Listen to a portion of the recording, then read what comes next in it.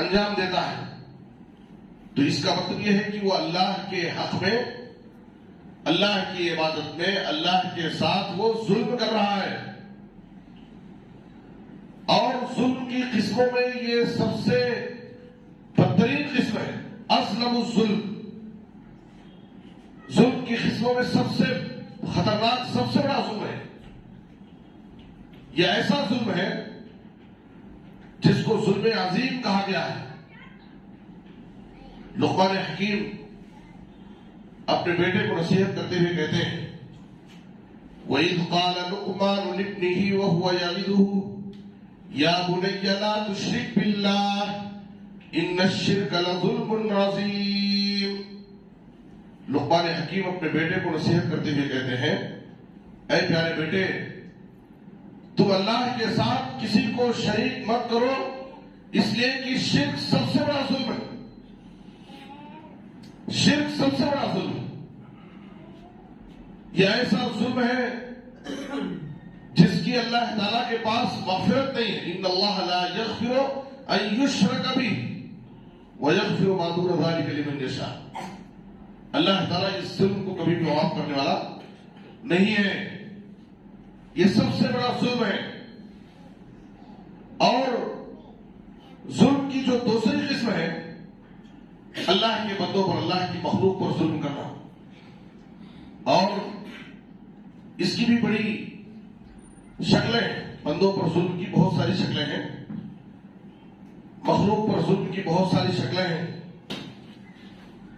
اور اسی پر ہماری اصل گفتگو ہوگی. تیسری قسم جو ہے ظلم علی النفس، نفس پر، اپنے اوپر ظلم کرنا. اپنے اوپر ظلم کیا ہے؟ اپنے اوپر ظلم کرنے کا مطلب یہ ہے کہ فرائض و واجبات میں کمی کرنا، اللہ کے حکموں کی مخالفت کرنا، اللہ کی نافرمانی کرنا، گناہ کرنا. یہ ظلم علی النفس، اپنے اوپر ظلم ہے. جیسے آدم و حوا علیہ السلام دونوں کو اللہ تعالیٰ نے درخت کے قریب جانے سے منع کیا تھا. وَلَا تَقْرَبَا هَٰذِهِ الشَّجَرَةَ فَتَكُونَا مِنَ الظَّالِمِينَ.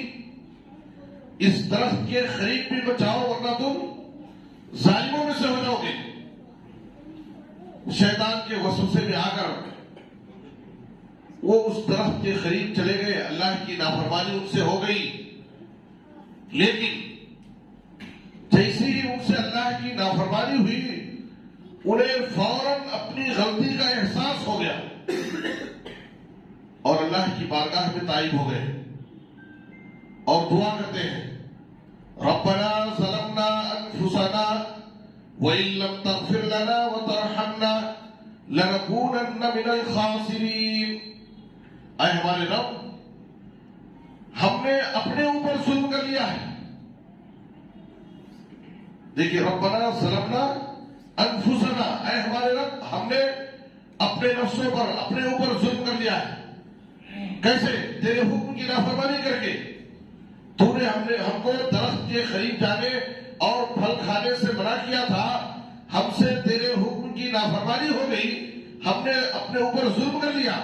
لیکن اے ہمارے رب، اگر تو ہمیں معاف نہیں کرے گا، ہم پر رحم نہیں کرے گا، تو ہم خسارہ اور نقصان اٹھانے والوں میں سے ہو جائیں گے. تو اللہ تعالیٰ نے ان کی توبہ کو قبول کر لیا، انہیں معاف کر دیا. یہ ظلم علی النفس ہے. ہم تشہد میں دعا پڑھتے ہیں، آخری تشہد میں اللہم انی ظلمت نفسی ظلما کثیرا. اے اللہ، میں نے اپنے اوپر، خود اپنے نفس پر بہت زیادہ ظلم کر لیا، اس لیے اے اللہ تو ہمارے گناہوں کو معاف کر دے. ہم اپنے اوپر کیے ہوئے ظلم کی اللہ تعالیٰ سے معافی کی اللہ سے درخواست کرتے ہیں، دعائیں کرتے ہیں تشہد کے اندر. تو یہ ظلم علی النفس ہے، نفس پر خود اپنے اوپر ظلم کرنا. محترم حضرات، ظلم ایک بدترین اور بہت ہی سنگین خطرناک گناہ ہے. ظلم یہ ظلم ہے، چاہے وہ کسی کے ساتھ بھی ہو، چاہے انسان پر ظلم ہو، چاہے حیوان پر ظلم ہو، چاہے وہ مسلمان پر ظلم ہو، چاہے کسی کافر پر ظلم ہو. ظلم ظلم ہے، چاہے اپنوں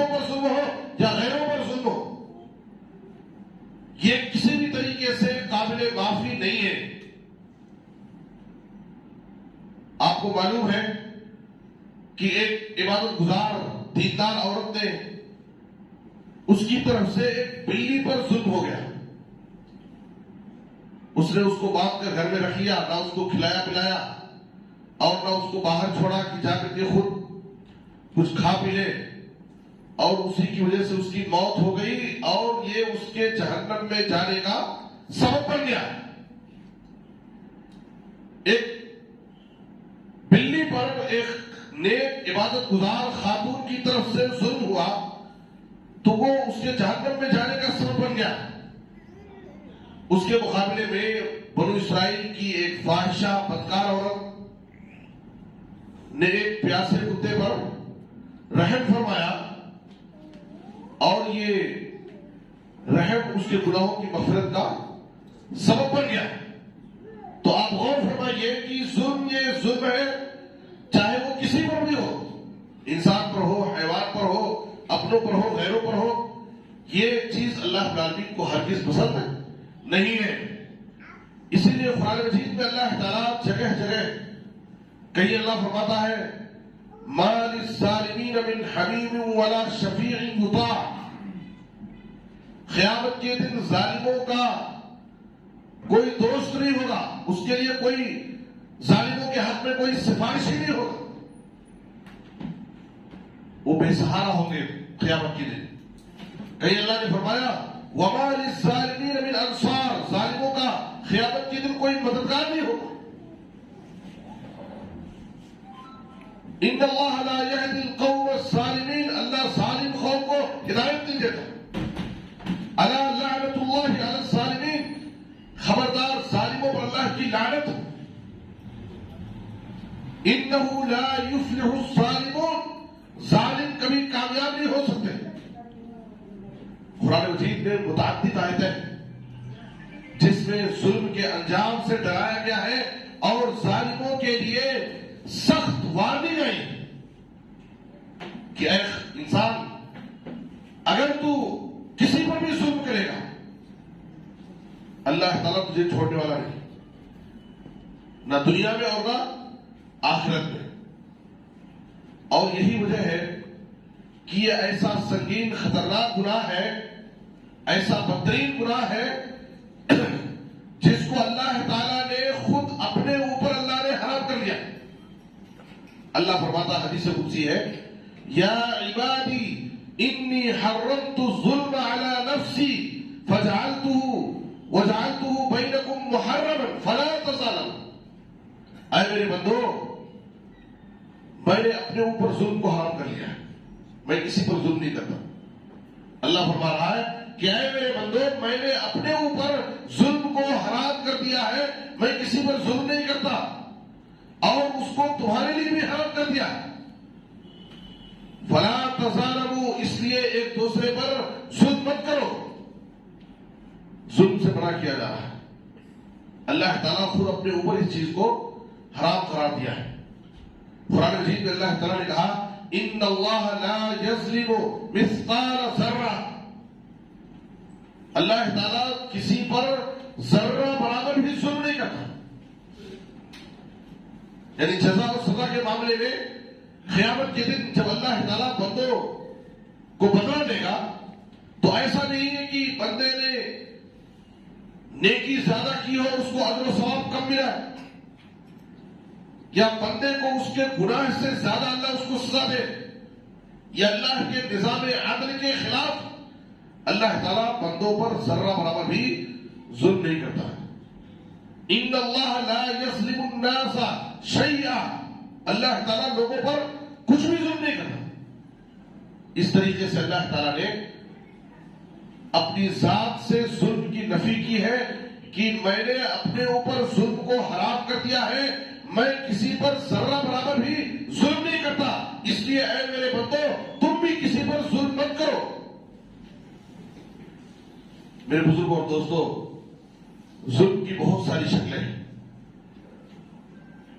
کسی انسان کے جان پر ظلم کرنا, ناحق کسی کی جان لینا, معصوموں کی جان لینا, یہ کیا ہے؟ جان پر ظلم ہے. ناحق کسی کا مال ہڑپ لینا, یہ مال پر ظلم ہے، کسی کی عزت و آبرو پر حملہ کرنا، اس کی بے عزتی کرنا، اس کی عزت سے کھیلنا، یہ عزت کے ساتھ ظلم ہے۔ کوئی بھی ظلم اللہ تعالیٰ کو پسند نہیں ہے۔ نبی صلی اللہ علیہ وسلم نے حدیث کے اندر فرمایا اتقوا الظلم فإن الظلم ظلمات یوم القیامہ، اے لوگوں ظلم سے بچو، اس لیے کہ ظلم کا انجام قیامت کے دن اندھیروں کی شکل میں ہوگا، تاریکی کی شکل میں آئے گا۔ اس کا انجام آخرت میں بڑا بھیانک اور خطرناک ہوگا۔ اور آپ صلی اللہ علیہ وسلم نے اس کی شکلوں کو، ظلم کی مختلف شکلوں کو بیان کرتے ہوئے فرمایا من اخذ شبرا من الارض ظلما طوقه الله يوم القيامة من 7 عظیم، جو شخص اس دنیا میں ناحق ظلم کر کے کسی کی ایک بالش کے برابر زمین ظلمن ناحق اگر ہڑپ لے گا، اس پر قبضہ کر لیا، تو اللہ تعالیٰ ایسے ظالم شخص کو قیامت کے دن 7 زمینوں کا طوق اس کے گلے میں ڈال دے گا۔ آج دنیا میں انسان مال و دولت کی حرص میں، اپنی دنیا بنانے کی محبت میں آج بھائی بھائی پر ظلم کر رہا ہے۔ کوئی بہن کا حق مار لے رہا ہے، کوئی پڑوسی کا حق مار رہا ہے، کوئی کسی رشتے دار کا حق مار رہا ہے، صرف مال و دولت کی حرص و لالچ کی وجہ سے۔ اس کا انجام قیامت کے دن کیا ہوگا؟ اندھیرے کی شکل میں ہوگا، اور 7 زمینوں کا طوق ہمارے گلے میں ڈال دیا جائے۔ میرے بزرگ اور دوستوں، یہ ظلم ہے۔ آپ صلی اللہ علیہ وسلم نے فرمایا اس کی ایک اور شکل کو بیان کرتے ہوئے مطل الغنی ظلم، کسی کا اس کو حق واپس نہ کرنا، وقت پر اس کا حق ادا نہ کرنا، یہ بھی ظلم ہے۔ مالدار ہے، خوشحال ہے، اللہ نے اس کو مال دیا ہے، وہ کسی مزدور کی اجرت، اس کا حق واپس کرنا چاہیے اس کو، لیکن وہ واپس نہیں کر رہا ہے، ٹال ٹول کر رہا ہے، ستا رہا ہے، اس کو پریشان کر رہا ہے۔ تو مالدار کا ٹال مٹول کرنا، مزدور کی مزدوری وقت پر نہ دینا، اس کا حق واپس نہ کرنا، یہ بھی اس کی طرف سے ظلم ہے۔ آپ صلی اللہ علیہ وسلم نے کہا ثلاثۃ انا خصمهم یوم القیامہ، نبی صلی اللہ علیہ وسلم فرماتے ہیں کہ اللہ فرماتا ہے کہ قیامت کے دن 3 قسم کے لوگ ایسے ہوں گے کہ ان کے خلاف ان کا دشمن میں ہوں گا، ان کے خلاف میں کھڑا ہوگا۔ اللہ کہتا ہے جس کے مد مقابل اللہ تعالیٰ کھڑا ہو جائے، جس کا مقابلہ اللہ سے ہو، کیا وہ شخص مقابلہ کر سکتا ہے؟ وہ ٹھہر سکتا ہے؟ نبی صلی اللہ علیہ وسلم فرما رہے ہیں ثلاثۃ انا خصمهم یوم القیامہ، اللہ فرماتا ہے کہ 3 قسم کے لوگ ایسے ہیں جن کا مقابل، جن کے خلاف مدعی میں بنوں گا، میں ان کا دشمن ہوں گا، میں ان کا مخالف ہوں گا۔ ان تینوں میں سے آپ صلی اللہ علیہ وسلم نے کہا رجل استاجر اجیرا فاستوفى منه ولم يعطه اجرا، ایک آدمی نے کسی کو مزدوری پر رکھا، کسی کام پر رکھا، اس سے پورا کام لیا، پوری مزدوری کرا لیا، اس نے پوری امانتداری سے اپنی پوری ڈیوٹی انجام دیا ہے، لیکن یہ شخص اتنا بڑا ظالم ہے کہ اس کو اس کی اجرت اور مزدوری نہیں دیا۔ تو ماتحتوں پر ظلم کرنا، مزدوروں کی مزدوری وقت پر نہ دینا، یہ بھی ظلم کی ایک بدترین شکل ہے جو آج ہمارے سماج اور معاشرے میں رائج ہے، اور اسے ہم ظلم نہیں سمجھتے۔ اسی لیے نبی صلی اللہ علیہ وسلم نے کیا فرمایا آت الاجیر اجرہ قبل ان یجف عرقہ، مزدور کی مزدوری اس کے پسینہ سوکھنے سے پہلے ہی ادا کرو۔ تو مزدور کو اس کی مزدوری وقت پر نہ دینا، اس میں کٹوتی کرنا یا اس کو پریشان کرنا، اس کو تنگ کرنا، یہ بھی ظلم کی ایک بدترین شکل ہے۔ یاد رکھیں، اگر ہماری طرف سے کسی پر ظلم ہوا ہے، ہم نے کسی کا حق مارا ہے، کسی کی بے عزتی کی ہے، کسی کو گالی دی ہے، کسی بھی طریقے سے اگر ہماری طرف سے کسی پر ظلم ہوا ہے تو ہمیں چاہیے کہ ہم دنیا ہی میں اس کی معافی تلافی کر لیں، اور اگر وہ شخص زندہ ہے تو اس کے پاس جائیں، اس سے ملاقات کریں اور اس سے معافی تلافی کریں، اس کا حق واپس کریں، اس سے اپنے ظلم سے، اپنی غلطی سے معافی مانگیں اور دنیا ہی میں کام ختم کر لیں۔ آج معاملہ کیا ہے؟ ہم لوگوں کا دل دکھا کر کے، لوگوں کو تڑپا کر کے، لوگوں کو رلا کر کے، لوگوں پر ظلم کر کے مسجد میں، اللہ کے گھر میں، اللہ کے سامنے آ کر کے روتے ہیں، آنسو بہاتے ہیں اور اللہ سے معافی مانگتے ہیں۔ اللہ تعالیٰ معاف کرنے والا نہیں ہے۔ جس کو ہم نے رلایا ہے، جس کے دل کو ہم نے دکھایا ہے، جس کو ہم نے پریشان کیا ہے، جب تک ہم اس کے پاس نہیں جائیں گے، اس سے معافی نہیں مانگیں گے، اس سے معافی تلافی نہیں کریں گے اور وہ ہمیں معاف نہیں کرے گا، اللہ تعالیٰ کے سامنے آ کر کے سجدے میں رونے سے کوئی فائدہ نہیں۔ یہ بندوں کے حقوق سے متعلق ہے۔ ہم نے جس کے ساتھ زیادتی کی ہے، ہماری طرف سے جس کے اوپر ظلم ہوا ہے، ہم اس سے معافی تلافی کریں۔ جناب محمد رسول اللہ صلی اللہ علیہ وسلم نے فرمایا، من كانت له مظلمة لأخيه من عرضه أو شيء فليتحلله منه اليوم قبل أن لا يكون دينار ولا درهم۔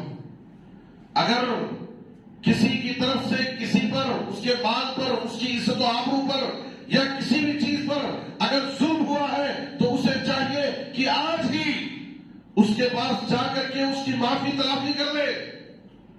قیامت کا دن وہ آنے سے پہلے جہاں پر حق واپس کرنے کے لیے تمہارے پاس دینار و درہم نہیں ہوگی،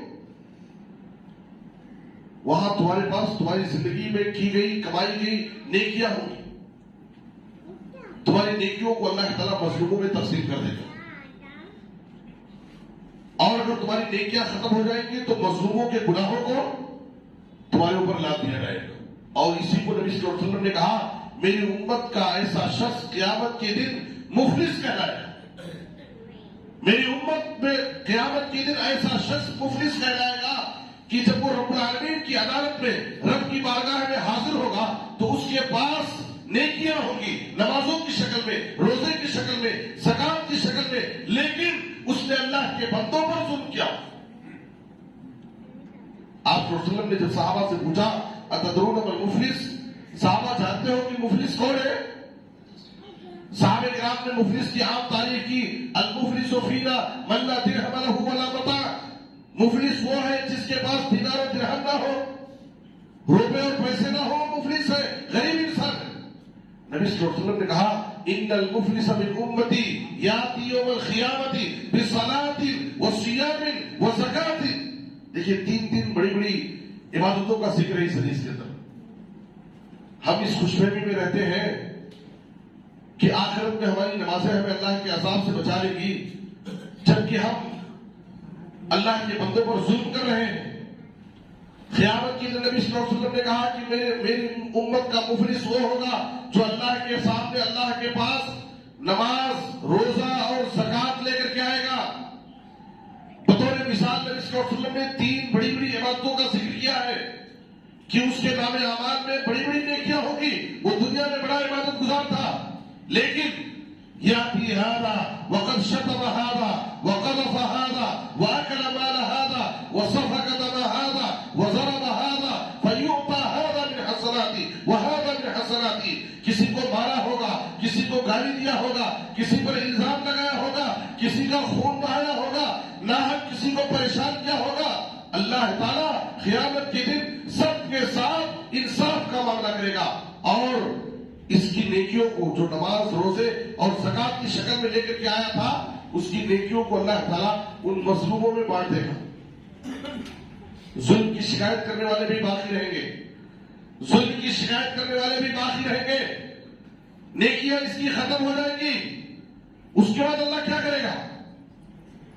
مظلوموں کے گناہوں کو اس کے اٹھا کر کے اس کے اوپر لاد دے گا۔ مظلوموں کے گناہوں کو اللہ اس کے اوپر لاد دے گا۔ نبی صلی اللہ علیہ وسلم نے کہا، یہ مفلس ہے کہ جب رب العالمین کے پاس آیا تو اس کے پاس نیکیاں تھی، عبادتیں تھیں، لیکن اللہ کے بندوں کے ساتھ ظلم کرنے کی وجہ سے اس کی نیکیاں بھی ختم ہو گئی، الٹا لوگوں کے گناہوں کا بوجھ اس کے اوپر ڈال دیا گیا۔ اس لیے میرے بزرگوں اور دوستوں، ہمیں اپنی زبان کی حفاظت کرنا ہے، ہمیں اپنے ہاتھوں کی حفاظت کرنا ہے، ہماری طرف سے کسی پر ظلم و زیادتی نہ ہو، ہم کسی کا دل نہ دکھائے، کسی پر زیادتی نہ کریں، ورنہ یاد رکھیں کہ ہمارے پاس ہمارے نام اعمال میں نمازیں ہونے کے باوجود، روزے ہونے کے باوجود، زکات و خیرات ہونے کے باوجود، بڑی بڑی نیکیاں ہونے کے باوجود، اگر ہم نے اللہ کے بندوں پر ظلم کیا ہے، لوگوں کے ساتھ ہمارا معاملہ صحیح نہیں ہے، تو یاد رکھیں کہ ہماری یہ نیکیاں، ہماری یہ عبادتیں ہمیں آخرت میں اللہ کے عذاب سے نہیں بچا سکتی۔ تو ظلم کا معاملہ بڑا سنگین اور خطرناک ہے۔ اس لیے نبی صلی اللہ علیہ وسلم نے کہا، اس دنیا ہی میں آج ہی اگر ہماری طرف سے کسی پر ظلم ہوا ہے تو اس سے ہم ملاقات کر کے اس کی معافی تلافی کر لیں، اور قیامت کا دن آنے سے پہلے ہم اس معاملے کو یہیں پر حل کر لیں، اس لیے کہ یہ بندے سے متعلق گناہ ہے۔ یاد رکھیں، ظلم، ظالم اللہ کے نزدیک ظالموں کے لیے، اللہ تعالیٰ نے ظالموں کے لیے دنیا ہی میں سخت ترین عذاب تیار کر رکھا ہے۔ آخرت سے پہلے ظالموں کے لیے دنیا ہی میں اللہ تعالیٰ نے عذاب رکھا ہے، تاکہ لوگ اس کو دیکھ کر کے اس سے عبرت نصیحت حاصل کریں۔ آپ صلی اللہ علیہ وسلم نے فرمایا، بابان معجلان عقوبتہما فی الدنیا البغی والعقوق، دو ایسے گناہ ہیں جن کی سزا دنیا ہی میں جلد دے دی جاتی، دو ایسے گناہ ہیں جن کی سزا دنیا ہی میں جلد دے دی جاتی، ایک ظلم کی سزا ظالم انسان کو، اور دوسرے ماں باپ کی نافرمانی کی سزا۔ نافرمان باغی اولاد کو اللہ تعالیٰ جو اپنے بوڑھے ماں باپ پر ظلم کرتا ہے، اپنے بوڑھے ماں باپ کی نافرمانی کرتا ہے، ان کے ساتھ بدسلوکی کرتا ہے، تو ایسے نافرمان باغی اولاد کو اللہ تعالیٰ دنیا ہی میں عبرتناک سزائیں دیتا ہے۔ ظالم کے لیے آخرت سے پہلے دنیا ہی میں عبرتناک سزائیں ہیں، تاکہ لوگ ایسے ظالم شخص کو دیکھ کر کے عبرت و نصیحت حاصل کریں۔ اس وقت عالم اسلام کا جو منظرنامہ ہے وہ ہم سب کے سامنے آیا ہے، مسلمانوں پر کس طرح سے ظلم ہو رہا ہے، اور مسلمانوں کی جان و مال، عزت و آبرو کس طرح سے غیر محفوظ ہے۔ عام طور پر لوگ سوال کرتے ہیں کہ آخر ظالموں پر اللہ کا عذاب کیوں نہیں آتا، مسلمانوں کی اللہ تعالیٰ مدد کیوں نہیں کرتا ہے، ظالموں پر اللہ تعالیٰ کا عذاب کیوں نہیں آ رہا ہے؟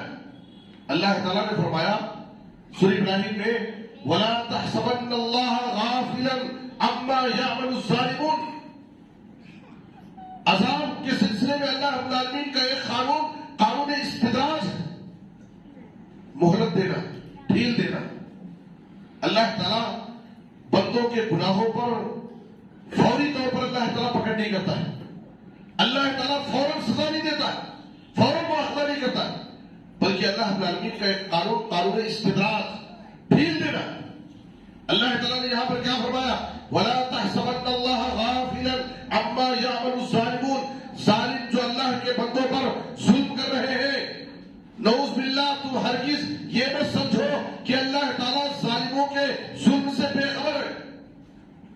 اللہ بے خبر نہیں ہے، سب کچھ اللہ دیکھ رہا ہے، اللہ کو پتا ہے کہ ظلم ہو رہا ہے، پھر بھی اللہ تعالیٰ ظالم کو سزا نہیں دے رہا ہے، تو اس میں اللہ کی حکمت ہو سکتی ہے۔ اللہ تعالیٰ کی طرف سے ڈھیل ہے، اللہ رب العالمین کی طرف سے یہ ڈھیل ہے۔ اللہ تعالیٰ نے کہا کہ اللہ رب العالمین فوراً وَلَوْ يُؤَاخِذُ اللَّهُ النَّاسَ بِظُلْمِهِمْ مَا تَرَكَ عَلَيْهَا مِن دَابَّةٍ۔ اگر اللہ تعالیٰ لوگوں کے ظلم کی وجہ سے فوری طور پر لوگوں کا اگر مواخذہ شروع کر دے تو اس زمین پر کوئی بھی باقی نہیں بچے گا، اس لیے کہ ہر انسان سے کچھ زیادتی ہو جاتی ہے، ہر انسان سے کچھ گناہ، کچھ نافرمانی ہو جاتی ہے۔ اس لیے اللہ نے کہا وَلَوْ يُؤَاخِذُ اللَّهُ النَّاسَ بِظُلْمِهِمْ مَا تَرَكَ عَلَيْهَا مِن دَابَّةٍ وَلَكِنْ يُؤَخِّرُهُمْ إِلَىٰ أَجَلٍ مُّسَمًّى۔ اللہ تعالیٰ ایک وقت مقررہ تک، ایک ٹائم تک اللہ تعالیٰ ان کو مؤخر کرتا ہے، ڈال دیتا ہے، ڈھیل دے دیتا ہے، لیکن فَإِذَا جَاءَ أَجَلُهُمْ لَا يَسْتَأْخِرُونَ سَاعَةً وَلَا يَسْتَقْدِمُونَ۔ جب وہ وقت مقررہ آ جائے گا، جب پکڑ کا وقت آ جائے گا، تو پھر ایک لمحے کے لیے بھی اللہ بھی مہلت نہیں دے گا، ایک لمحے کے لیے بھی اللہ مہلت نہیں دے گا۔ وہ وقت مقررہ جب آئے گا تو اللہ کی پکڑ بڑی سخت ہے۔ اللہ تعالیٰ نے کہا وَكَذَلِكَ أَخْذُ رَبِّكَ إِذَا أَخَذَ الْقُرَى وَهِيَ ظَالِمَةٌ إِنَّ أَخْذَهُ أَلِيمٌ شَدِيدٌ إِنَّ اللَّهَ لَيُمْلِي لِلظَّالِمِ حَتَّى إِذَا أَخَذَهُ لَمْ يُفْلِتْهُ۔ اللہ تعالیٰ ظالم کو مہلت دیتا ہے، اللہ ظالم کو ڈھیل دیتا ہے، لیکن جب اس کو پکڑتا ہے تو پھر اسے چھوڑتا نہیں، اس لیے کہ ان اخذہ علیم شدید، اللہ کی پکڑ بڑی سخت ہوتی ہے، اللہ کی پکڑ بڑی دردناک ہوتی ہے۔ ان بطش ربک لشدید، تیرے رب کی پکڑ بڑی سخت ہے۔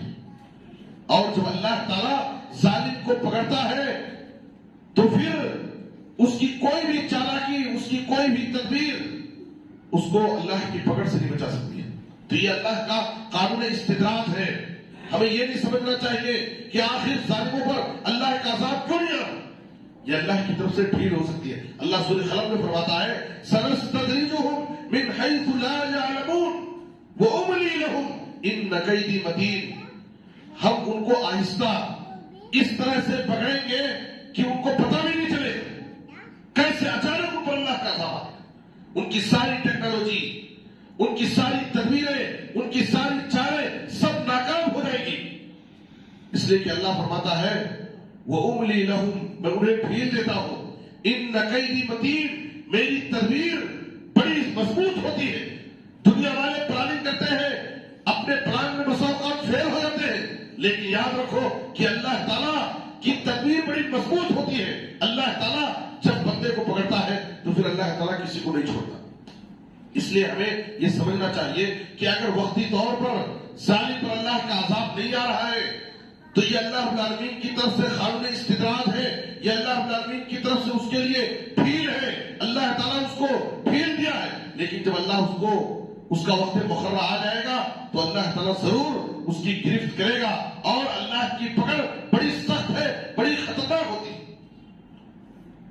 اور ظلم کے انجام سے نبی صلی اللہ علیہ وسلم نے ہمیں ڈراتے ہوئے فرمایا کہ ہمیں کبھی بھی لوگوں پر ظلم کرتے ہوئے یہ نہیں سمجھنا چاہیے کہ ہم طاقتور ہیں اور مظلوم کمزور ہیں، وہ ہمارا کچھ بھی نہیں بگاڑ سکتا ہے، وہ ہمارا کچھ بھی نہیں کر سکتا ہے، دنیوی اعتبار سے وہ تو بالکل کمزور ہے، بے سہارا ہے، وہ ہمارے مد مقابل نہیں آ سکتا ہے۔ یاد رکھے ظالم کتنا بڑا طاقتور ہو اور مظلوم بظاہر کتنا بھی کمزور ہو، لیکن مظلوم کے ساتھ سب سے بڑی طاقت اللہ کی طاقت ہوتی ہے۔ اور جب مظلوم کی آہیں اللہ سے کے پاس جاتی ہے، مظلوم کی بددعا جب عرش سے ٹکراتی ہے تو اللہ تعالیٰ مظلوم کی بددعا کو قبول کر کے ظالم کو عبرتناک سزائیں دیتا ہے۔ آپ صلی اللہ علیہ وسلم نے معاذ بن جبل رضی اللہ عنہ کو یمن بھیجتے ہوئے جو نصیحتیں کی تھی ان میں ایک نصیحت یہ بھی تھی وَاتَّقِ دَعْوَةَ الْمَظْلُومِ فَإِنَّهُ لَيْسَ بَيْنَهُ وَبَيْنَ اللَّهِ حِجَابٌ۔ مظلوم کی بددعا سے بچو، اس لیے کہ مظلوم اور اللہ کے درمیان کوئی آڑ اور پردہ نہیں۔ دوسری حدیث کے اندر آپ صلی اللہ علیہ وسلم نے کہا وَاتَّقِ دَعْوَةَ الْمَظْلُومِ فَإِنَّهَا تَصْعَدُ إِلَى السَّمَاءِ كَأَنَّهَا شَرَارَةٌ۔ مظلوم کی بددعا سے بچو، اس لیے کہ مظلوم کی بددعا آسمان کی طرف ایسے جاتی ہے جیسے آگ کی چنگاری جاتی ہے، بڑی تیزی کے ساتھ جاتی ہے، اور اللہ تعالیٰ مظلوم کی آہ کو، اس کی بددعا کو قبول کرتا ہے اور ظالم کو عبرتناک سزا دنیا میں دیتا ہے آخرت سے پہلے۔ آپ دیکھیے فرعون جس کو اپنی سلطنت پر، اپنی حکومت پر بڑا غرور تھا، جو بنو اسرائیل کو غلام بنا رکھا تھا اور بنو اسرائیل پر اس کے ظلم کی حد ہو گئی تھی، اللہ کے نبی موسیٰ علیہ السلام کی وہ تحقیر اور تذلیل کرتا تھا، مارے غرور کے کہتا أَلَيْسَ لِي مُلْكُ مِصْرَ وَهَٰذِهِ الْأَنْهَارُ تَجْرِي مِن تَحْتِي، اپنی قوم سے کہتا کہ دیکھتے نہیں کہ میرے پاس مصر کی بادشاہت ہے، مصر کی حکومت میرے ہاتھ میں ہے، یہ دریائے نیل میرے محل سے گزرتی ہے، میرے ہاتھوں میں سونے کے موٹے موٹے کنگن ہیں، میرے مقابل میں موسیٰ کی حالت کیا ہے؟ کیوں نہیں تم دیکھتے؟ میں بہتر ہوں یا یہ موسیٰ حقیر اور ایک ذلیل آدمی؟ اس نے موسیٰ علیہ السلام کی تحقیر اور تذلیل کی، لیکن اللہ تعالیٰ نے کہا کہ جب اس کا ظلم زیادہ ہو گیا تو ہم نے اس کو دریا میں ڈبو کر کے انہی بنو اسرائیل کے سامنے جن پر وہ ظلم کرتا تھا، بنو اسرائیل کی نظروں کے سامنے اس کو ہم نے دریا میں ڈبویا اور ان کی آنکھوں کو ٹھنڈک پہنچایا۔ وہ ڈوب رہا تھا اور اس وقت جو زندگی بھر انا ربکم الاعلی کا دعویٰ کر رہا تھا، اللہ کی زمین پر سرکشی کر رہا تھا، اللہ کے بندوں پر ظلم کر رہا تھا، خدائی کا دعویٰ کرنے والا، الوہیت اور ربوبیت کا دعویٰ کرنے والا وہ شخص اس وقت اپنے ایمان کا اعلان کر رہا تھا۔ اللہ نے کہا آن وقت عصیت وکنت من المفسدین، اب تو ایمان لا رہا ہے، اس سے پہلے تو زمین پر بڑا متکبر، بڑا فسادی انسان تھا اور تیرے ظلم کی حد ہو گئی تھی۔ اللہ تعالیٰ نے انہی مظلوموں کے نظروں کے سامنے اس کو اللہ تعالیٰ نے تباہ و برباد کیا۔ اس لیے مظلوم کے دل کا ہر نالا تاثیر میں ڈوبا ہوتا ہے۔ ظالم کو خبر کر دے کوئی انجام ستم کیا ہوتا ہے۔ جب ظلم گزرتا ہے حد سے، قدرت کو چلانا جاتا ہے، فرعون کا سر جب اٹھتا ہے، موسیٰ کوئی پیدا ہوتا ہے۔ ہمیں یہ نہیں سمجھنا چاہیے سب سے بڑی طاقت اللہ کی طاقت ہے۔ ظالم کتنا بڑا سپر پاور ہو، ظالم کتنا بڑا طاقتور ہو اور مظلوم کتنا بھی بڑا کمزور ہو، ہمیں یہ یقین رکھنا چاہیے کہ سب سے بڑی طاقتور ذات اللہ کی ذات ہے۔ جب ہم ذکر پڑھتے ہیں لا حول ولا قوت الا باللہ، ہم اس بات پر یقین کرتے ہیں کہ سب سے بڑی طاقت اللہ کی طاقت ہے، اور اللہ کی طاقت کے مقابلے میں دنیا کی کسی بھی طاقت کا کوئی حساب نہیں۔ اس لیے ہمیں اللہ کی طاقت پر یقین ہونا چاہیے اور دنیا کے ظالموں، سرکشوں اور متکبروں سے ہمیں مرعوب ہونے کی ضرورت نہیں ہے۔ جب قوموں نے اپنے پیغمبروں کو دھمکی دی تھی، وقال الذین کفروا لرسلهم لنخرجنکم من ارضنا او لتعودن فی ملتنا، کافروں نے اپنے وقت کے پیغمبروں کو دھمکی دیتے ہوئے کہا کہ ہم تمہیں اپنے وطن سے نکال دیں گے، اور اگر تمہیں ہمارے وطن میں رہنا ہے تو تم اپنے دین کو چھوڑ کر کے ہمارے دین میں واپس آ جاؤ، اسی صورت میں تم ہمارے پاس رہ سکتے ہیں۔ اس وقت اللہ تعالیٰ نے پیغمبروں کے اوپر وحی کی اور کیا کہا فَأَوْحَىٰ إِلَيْهِمْ رَبُّهُمْ لَنُهْلِكَنَّ الظَّالِمِينَ، اللہ تعالیٰ نے تسلی دی اور کہا کہ یاد رکھو کہ ان ظالموں کو ہم ایک دن ہلاک و برباد کر دیں گے، یہ ظالم ہلاک و برباد ہو جائیں گے اور اللہ تعالیٰ اپنے مظلوم بندوں کی مدد کرے گا۔ صحیح مسلم میں ایک واقعہ ہے، سعید بن زید بن عمرو بن نفیل جو عشرہ مبشرہ میں سے صحابی، سعید بن زید بن عمرو بن نفیل عشرہ مبشرہ میں سے ایک صحابی ہے، ان کے اوپر اروا بنت اویس نامی ایک عورت نے ایک زمین کے مسئلے میں الزام لگایا، جھوٹا الزام، اور اس نے سماج میں، معاشرے میں سعید بن زید کو یہ کہہ کر کے بدنام کیا کہ انہوں نے میری زمین پر ناجائز قبضہ کیا ہے، وہ میری زمین ہے اور انہوں نے میری زمین پر ناجائز قبضہ کر لیا۔ وقت کے گورنر مروان کے پاس جب یہ معاملہ گیا تو سعید بن زید صحابی نے ان کے سامنے اپنے حق میں صفائی بیان کرتے ہوئے صرف یہی بات پیش کی کہ میں یہ کام کیسے کر سکتا ہوں، میں کسی کی زمین پر ناحق ناجائز قبضہ کیسے کر سکتا ہوں، جبکہ نبی صلی اللہ علیہ وسلم کی حدیث ہے کہ اگر کوئی شخص ایک بالشت کے برابر ناحق ظلم کر کے کوئی کسی کی زمین لے گا تو 7 زمینوں کا توق اس کو پہنایا جائے گا قیامت کے دن۔ اس وقت مروان نے کہا کہ میں تم سے اس کے علاوہ کوئی بھی دلیل نہیں مانگتا، مجھے یقین ہے کہ تم نبی صلی اللہ علیہ وسلم کی حدیث جانتے ہوئے تم اس حدیث کی خلاف ورزی نہیں کر سکتے۔ لیکن اس خاتون نے سعید بن زید کو بہت زیادہ بدنام کیا۔ سعید بن زید رضی اللہ عنہ نے اس خاتون کے لیے 2 بد دعا کی، کہا اللہم انہا ان کانت کاذبۃ فعام بصرها وجعل قبرها فی دارها، اے اللہ اگر یہ عورت میرے اوپر جھوٹا الزام لگا رہی ہے، جھوٹ میں مجھے بدنام کر رہی ہے، تو اے اللہ اس عورت کو اندھی کر دے، اس کے آنکھ کی بینائی اللہ چھین لے اور اس کی خبر کو اس کے گھر میں بنا دے۔ جس زمین کے مسئلے میں یہ میرے اوپر جھوٹا الزام لگا رہی ہے اسی میں اس کی خبر بنا دے۔ ان کی یہ بد دعا قبول ہوتی ہے اور وہ عورت اندھی ہو جاتی ہے۔ جب وہ عورت اندھی ہو گئی اور لوگوں کے درمیان چلتی پھرتی تو کہتی اصابتنی دعوت سعید، اے لوگوں مجھے سعید کی بد دعا لگی ہے، اللہ نے میری بینائی کو چھین لیا، میں اندھی ہو گئی، مجھے سعید کی بد دعا لگی۔ اصابتنی دعوت سعید، ایک دن گھر میں چل رہی تھی، دیواروں کو پکڑ کر کے سہارا لے کر کے چل رہی تھی، اور گھر کے سامنے پانی کا ایک حوض تھا، اسی میں وہ گرتی ہے اور گر کر مر جاتی ہے اور اس کی خبر اس کے گھر میں بن جاتی ہے. تو سعید بن زید رضی اللہ عنہ کی دونوں بددعائیں قبول ہو گئی کہ ایک تو اے اللہ اس کو اندھی کر دے اور اس کی خبر اسی کے گھر میں بنا. وہ اندھی بھی ہو گئی اور اس کی خبر اس کے گھر میں بن گئی. صحیح مسلم میں ایک اور واقعہ موجود ہے، جب سعد بن وقاص رضی اللہ عنہ پر کوفہ والوں نے الزام لگایا تھا اور وقت کے خلیفہ عمر بن خطاب رضی اللہ عنہ سے شکایت کی تھی سعد بن وقاص رضی اللہ عنہ کے خلاف، تو اس وقت سعد بن وقاص رضی اللہ عنہ نے ایک تحقیق کے لیے کمیٹی کوفہ روانہ کی. وہ لوگ آ کر کے کوفہ کی ساری مسجدوں کا سروے کیے، ہر مسجد میں جاتے سعد بن وقاص رضی اللہ عنہ کے بارے میں پوچھتے.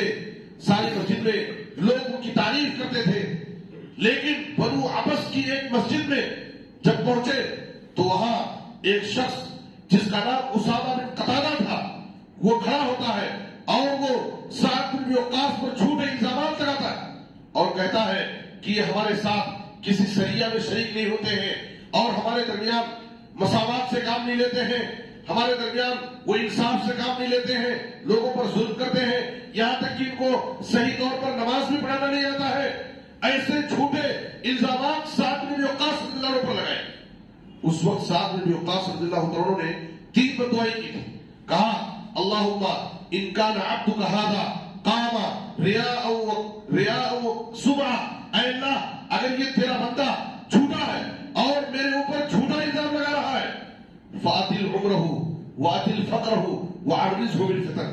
3 بددعائیں کی، اے اللہ اس کو خوب لمبی عمر دے دے، خوب لمبی عمر دے دے اور اس کو فقیر اور محتاج مفلس بنا دے، بھکاری بنا دے، اور اس کو اے اللہ کسی فتنے میں مبتلا کر دے. وعرضہ بالفتن، کسی فتنے میں مبتلا کر دے. وہ شخص اللہ تعالیٰ نے اس کو خوب لمبی عمر دی، وہ گھوسٹ پورا ہو گیا، یہاں تک کہ اس کے آنکھوں کے بھاؤ کے بال بھی جھڑ گئے تھے سب، اور اللہ تعالیٰ نے اس کو بھکاری بنا دیا. 2 بددعا. اور تیسری بددعا یہ قبول ہوئی کہ وہ روڈوں پر لوگوں کے سامنے بھیک مانگتے ہوئے چلتا تھا اور گزرنے والی عورتوں لڑکیوں کو چھیڑا کرتا، بڑھاپے کی اس عمر میں، اور لوگ اس کو پکڑ کر کے اس کی پڑھائی کرتے. وہ اس وقت کہتا شیخ کبیر مفتون اصابتنی دعوت سعد، اے لوگوں میں بوڑھا بھی ہو گیا اور اللہ تعالیٰ نے مجھے غریب اور مفلس بھکاری بنا دیا اور مجھے اللہ تعالیٰ نے فتنے میں بھی ڈال دیا. اے لوگوں مجھے سعد بن وقاص کی بددعا لگی. اس لیے میرے بزرگ اور دوستو، ظلم پھر ظلم ہے، بڑھتا ہے تو مٹ جاتا ہے. ظلم پھر ظلم ہے، بڑھتا ہے تو مٹ جاتا ہے. خون پھر خون ہے، دبکے گا تو جم جائے گا. اللہ کے بندوں پر کسی بھی طرح سے ظلم نہیں ہونا چاہیے. ہم کہتے ہیں فلاں ملک ظلم کر رہا ہے، ہم یہ کہتے ہیں کہ فلاں حکومت ظلم کر رہی ہے. ہم یہ نہیں سوچتے ہم خود اپنے گھروں میں ہم کتنے بڑے ظالم. ایک بھائی بھائی پر ظلم کرتا ہے، ہم اپنے بہنوں کا حق مار کر کے ان پر ظلم کر رہے ہیں، اپنے رشتے داروں پر ظلم کر رہے ہیں. ایک پڑوسی پر ظلم کرتا ہے. حکومت پر ظلم کا الزام لگانے کے بجائے، دوسرے ملکوں پر ظلم کا الزام لگانے کے بجائے، ہم میں سے ہر شخص پہلے اس بات کا جائزہ لے، اپنے گریبان میں جھانک کر دیکھے کہ ہم کتنے بڑے ظالم ہیں. اور اللہ تعالیٰ ہر ظالم کے لیے وارننگ دی ہے، تنبیہ کی ہے کہ ہم ظالموں کو ہلاک کریں گے. لَنُهْلِكَنَّ الظَّالِمِينَ، ظالموں کو ہم ہلاک کریں گے. ظالموں کے لیے ہلاکت و بربادی ہے. لعنت اللہ علی الظالمین انه لا يفلح الظالمون ان اللہ لا يهدي القوم الظالمین. ظالم کبھی بھی فلاح نہیں پا سکتا، کبھی اسے ہدایت نہیں مل سکتی، اس پر اللہ کی لعنت ہے. ظالم کے لیے تباہی و بربادی ہے، اس کا انجام کار بڑا ہی خطرناک ہوگا. اس لیے صرف حکومت کا ظلم نہیں ہے، کسی ملک کا ظلم نہیں ہے. اگر ہم اپنے بھائی پر ظلم کر رہے ہیں، اپنے بہنوں پر ظلم کر رہے ہیں، اپنے رشتے داروں پر ظلم کر رہے ہیں، طاقتور کمزور پر ظلم کر رہا ہے، مالدار غریب پر ظلم کر رہا ہے، بھائی بھائی پر ظلم کر رہا ہے، یہ بھی ظلم ہے. اور ہر ظالم کے لیے تباہی ہے، بربادی ہے، اور اس کے لیے دنیا ہی میں آخرت سے پہلے عبرتناک سزائیں ہیں. اور ایک آخری بات کہ ہمیں مظلوم کی مدد کرنے کا حکم دیا گیا ہے. برا بن عازب رضی اللہ عنہ نے کہا جب بھی کسی سماج اور معاشرے میں کسی پر ظلم ہو رہا ہے، کسی کی حق تلفی ہو رہی ہے، کسی پر زیادتی کی جا رہی ہے، تو ہماری یہ ذمہ داری بنتی کہ ہم مظلوم کے سپورٹ پہ کھڑے ہو جائیں، اس کا ساتھ دیں، اس کا حق دلائیں، اس کی مدد کریں۔ برا بن عازب رضی اللہ عنہ کہتے ہیں امرنا النبی صلی اللہ علیہ وسلم بالصبر ونہانا عن الصبر، نبی صلی اللہ علیہ وسلم نے ہمیں 7 باتوں کا حکم دیا اور 7 چیزوں سے منع کیا۔ 7 باتیں جس میں نبی صلی اللہ علیہ وسلم نے حکم دیا، اس میں سے نصر المظلوم بھی، مظلوم کی مدد کرنا۔ آپ صلی اللہ علیہ وسلم نے کہا انصر اخاک ظالما او مظلوما، تم اپنے ظالم بھائی کی اور چاہے مظلوم ہو دونوں کی مدد کرو۔ صحابہ کرام نے کہا اگر وہ مظلوم ہے تو ہم اس کی مدد کریں گے، لیکن ظالم کی مدد کرنے کا مطلب کیا ہے؟ ظالم کی ہم کیسے مدد کریں؟ تو آپ صلی اللہ علیہ وسلم نے کہا تمنعه من الظلم فإن ذلك نصره، ظالم کو اس کے ظلم سے روکو، تم اس کے سامنے کھڑے ہو کر کے بتاؤ کہ تم یہ جو کر رہے یہ غلط ہے، تمہاری طرف سے یہ زیادتی ہے، تم ظالم ہو، تم لوگوں پر ظلم کر رہے ہو، اس کو اس کے ظلم سے روکو، یہ اس کی مدد کرنا ہے۔ تو ہمیں ظالم اور مظلوم دونوں کی مدد کرنا ہے، لیکن یہاں پر پہلے سمجھنے کی ضرورت ہے۔ پہلے ہمیں عام طور پر فیملی میٹر میں جب مسئلہ آتا ہے، کوئی بھی اپنا مسئلہ لے کر کے ہمارے پاس بھاگ کر کے آ گیا، ہم سنتے ہی فوراً وہ ہمارے سامنے آ کر کے رونا دھونا شروع کر دیتا ہے، اپنے ظلم کی شکایت شروع کر دیتا ہے کہ میری بیوی میرے ساتھ یہ کری، میرے سسرال والے میرے ساتھ یہ زیادتی کیے۔ ہم سنتے ہی اس کے فیور میں ہو جاتے ہیں اور اس کو مظلوم سمجھ کر کے اس کے سپورٹ میں آ کر کے اسی کی باتیں شروع کر دیتے ہیں۔ یاد رکھیں کہ ہمیں سب سے پہلے ظالم کون ہے، مظلوم کون ہے، پہلے اس کی پہچان کرنا ضروری ہے، اور دونوں فیملی میٹر میں خاص طور پر دونوں کی باتوں کو سننا ضروری ہے۔ لڑکے والے کی بھی بات سنیں اور لڑکی والوں کی بھی بات سنیں، دونوں کی بات سننے کے بعد ہی ہم فیصلہ کریں اور پہلے پہچانیں کہ اس میں ظالم حقیقت میں کون ہے اور مظلوم کون ہے۔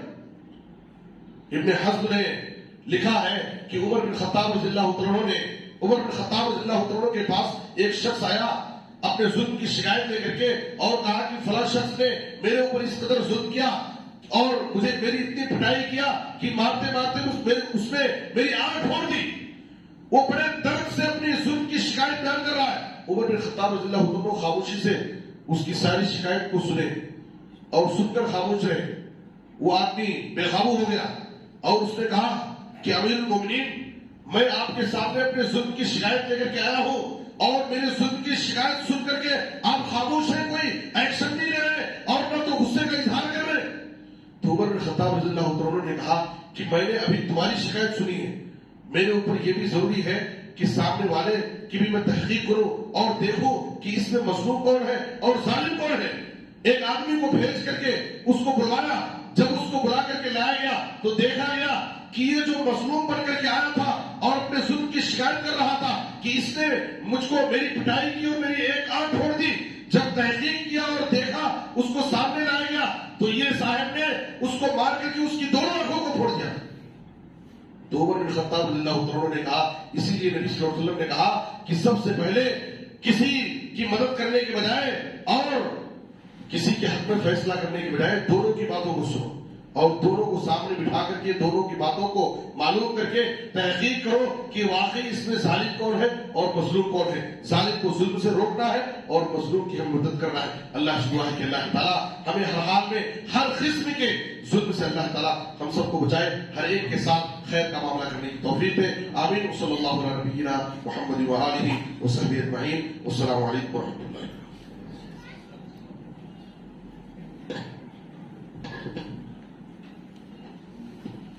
وعلیکم السلام ورحمۃ اللہ وبرکاتہ۔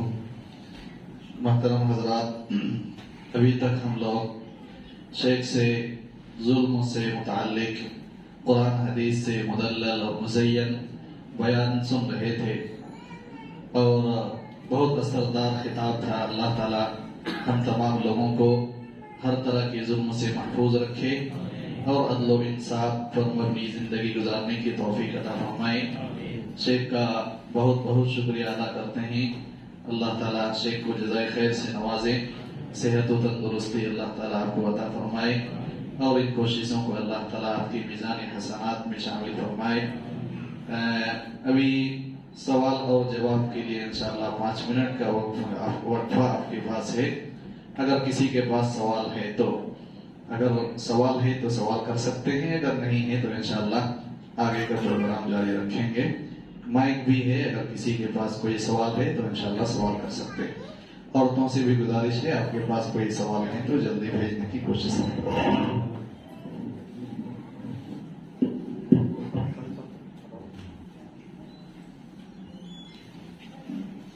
السلام علیکم ورحمۃ اللہ وبرکاتہ. شیخ 2 سوال ہیں شیخ میرے پاس. 3 لوگ جن کے خلاف اللہ ہی ہو جائے گا، وہ 3 کون ہیں؟ 3 لوگوں کے خلاف صرف اللہ خود ہو جائیں گے بول کے بیان میں بولے تھے، وہ 3 کون تھے؟ اور دوسرا سوال ہے بد دعا کب ہم دے سکتے ہیں؟ یعنی آگے والے کو بد دعا بھی دے سکتے ہیں بول کے بھی معلوم ہوا، تو کون سے حد میں، مطلب کس حد پہ جانے کے بعد ہم آگے والے کو بد دعا دے سکتے ہیں؟ پہلی چیز ہے حدیث میں جو نبی صلی اللہ علیہ وسلم نے فرمایا کہ 3 قسم کے لوگ ایسے ہیں جن کے خلاف میں خود کھڑا ہوں.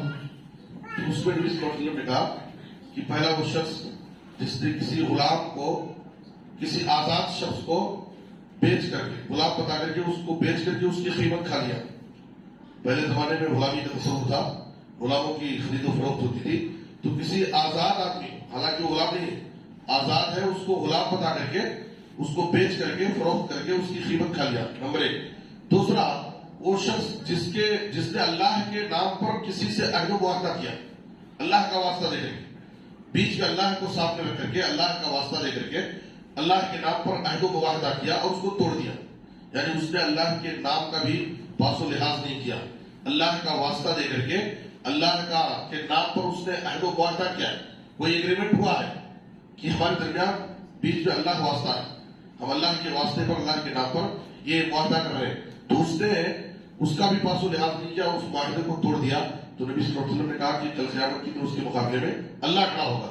اور تیسرا جیسا کہ بتایا گیا کہ کسی سے پوری مزدوری ہم نے کرائی، وہ مزدوری پوری کیا لیکن ہم نے اس کا پورا حق ادا نہیں کیا. اور ہم کسی کے اوپر بد دعا کر سکتے ہیں. دیکھیے جب آدمی کے اوپر واقع زیادتی ہوتی ہے، ظلم ہوتا ہے، تو اس کی زبان سے بد دعا نکل ہی جاتی ہے. اور بد دعا کے لیے ضروری نہیں ہے کہ ہماری زبان سے الفاظ ادا ہو. اگر ہمارے اوپر زیادتی ہو رہی ہے اور ہماری آنکھوں کے بجائے اگر ہمارے آنکھوں سے اگرچہ آنسو نہ بہے، اگر ہمارا دل بھی روتا ہے تو ہمارے دل کی آہ کو بھی اللہ سنتا ہے، اور ہماری دل کی آہ کو بھی سن کر کے ظالم کو اللہ تعالیٰ تباہ و برباد کر دے گا. اس لیے کسی بھی صورت میں مظلوم کی بد دعا سے بچنا چاہیے. جریج کے واقعے میں دیکھیے، وہ نفل نماز پڑھ رہے تھے، ان کی ماں نے ان کے اوپر بد دعا کی. حالانکہ بعض علماء کہتے ہیں کہ اس میں ان کی غلطی بھی نہیں تھی، لیکن پھر بھی ماں کی بد دعا قبول ہو گئی. اللہم لا تمت حتی ینظر الی وجوہ المومسات، کہ اللہ تعالیٰ کسی زانیہ عورت کا جب تک چہرہ نہ دیکھ لے اس کو موت نہ دے. تو کہتے ہیں کہ وہ اس فتنے میں پڑے اور پر وہ الزام لگایا گیا. تو جب آدمی کے اوپر بہت زیادہ ظلم ہو جائے اور ظلم کی حد ہو جائے تو وہ اس کے دل کی آہ بھی ایک بد دعا ہے، اور ہمیں اس طرح سے لوگوں پر ظلم کرنے سے بچنا چاہیے. اور نبی صلی اللہ علیہ وسلم نے خواہ مخواہ بلا وجہ بد دعا کرنے سے بار بار منع گیا ہے. آپ صلی اللہ علیہ وسلم نے کہا لا تدعوا علی انفسکم ولا تدعوا علی اولادکم ولا تدعوا علی اموالکم، اے لوگوں تم اپنے اوپر بد دعا مت کرو، اپنے کاروبار پر بد دعا مت کر لو. کاروبار نہیں چل رہا ہے، بیزار ہو کر کے مال پر، تجارت پر بد دعا کر لی. اپنی اولاد پر کبھی بیزار ہو کر کے ان کی شرارتوں سے عاجز آ کر کے بد دعا مت کرو، اس لیے کہ تم خود بعد میں پچھتاؤ گے.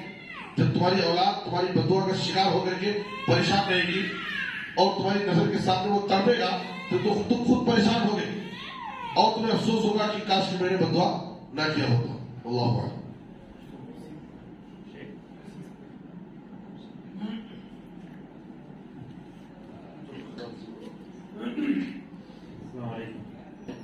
بد دعا کیا کافر کی بھی ہوتی ہے؟ یعنی تو اللہ پر ایمان نہیں لاتا وہ بھی بد دعا کرے تو؟ بڑا اہم سوال ہے کہ کافر اگر بد دعا کرے تو اس کی بد دعا کیا قبول ہوگی. نبی صلی اللہ علیہ وسلم نے کہا کہ کافر ولو کان کافرا، بعض وقت میں ولو فاجرا، اگرچہ وہ بد دعا کرنے والا کافر ہو، فاسق ہو، فاجر ہو، ظالم ہو، گنہگار ہے، تو سرکش ہے، پھر بھی اس کی بد دعا قبول ہوگی. شیخ ابن عثیمین رحمۃ اللہ علیہ اس سلسلے میں لکھتے ہیں، کہتے ہیں کہ دیکھو کافر کی بد دعا اللہ تعالیٰ قبول کر رہا ہے اس کے کفر کی وجہ سے نہیں بلکہ اس کے مظلوم ہونے کی وجہ سے. شیخ ابن عثیمین رحمۃ اللہ علیہ کہتے ہیں کہ ایک کافر کی بد دعا اللہ تعالیٰ جو قبول کر رہا ہے، ایک فاسق و فاجر انسان کی بد دعا اللہ تعالیٰ قبول کر رہا ہے، اس کے کفر اور اس کے فاجر ہونے کی وجہ سے نہیں، بلکہ اس کے مظلوم ہونے کی وجہ سے، کہ اس کے اوپر ظلم ہو رہا ہے، اور مظلوم کی بدوا اللہ تعالیٰ قبول کرتا ہے، اگرچہ وہ کافر ہو، اگرچہ وہ فاسق و فاجر ہو۔ جزاک اللہ خیر، بارک اللہ فی علمک۔ اور کوئی سوال؟ برحال انشاءاللہ وقت کی کمی ہے، اور ہمارے سامنے الحمدللہ فضیلت الشیخ مولانا قاضی وکیل جامعہ مدنی حفظہ اللہ ہے۔ آپ جامعہ محمدیہ عربیہ ریدر کے استاد ہیں، جیسا کہ الحمدللہ یہاں پر تقریباً اس مہینے کی 6 تاریخ کو بھی 2 علماء تھے۔ ماشاءاللہ اس مسجد میں اللہ تبارک و تعالیٰ علم کا ایک سمندر بار بار بھیج رہا ہے، یہ آپ لوگوں کی بڑی خوش نصیبی ہے۔ بہرحال میں آپ کے درمیان حائل ہوئے بغیر انشاءاللہ شیخ کو دعوت دیتا ہوں، آپ جیسے اطمینان سے اب تک سنے اسی طرح سنیے انشاءاللہ۔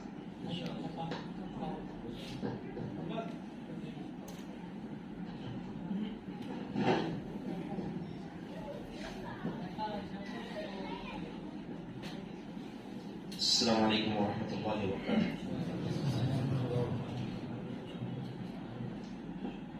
حامد ومصليا اما بعد، اعوذ باللہ من الشیطان الرجیم، بسم اللہ الرحمن الرحیم۔ یقول اللہ سبحانہ وتعالی وما آتاکم الرسول فخذوه وما نهاکم عنه فانتهوا۔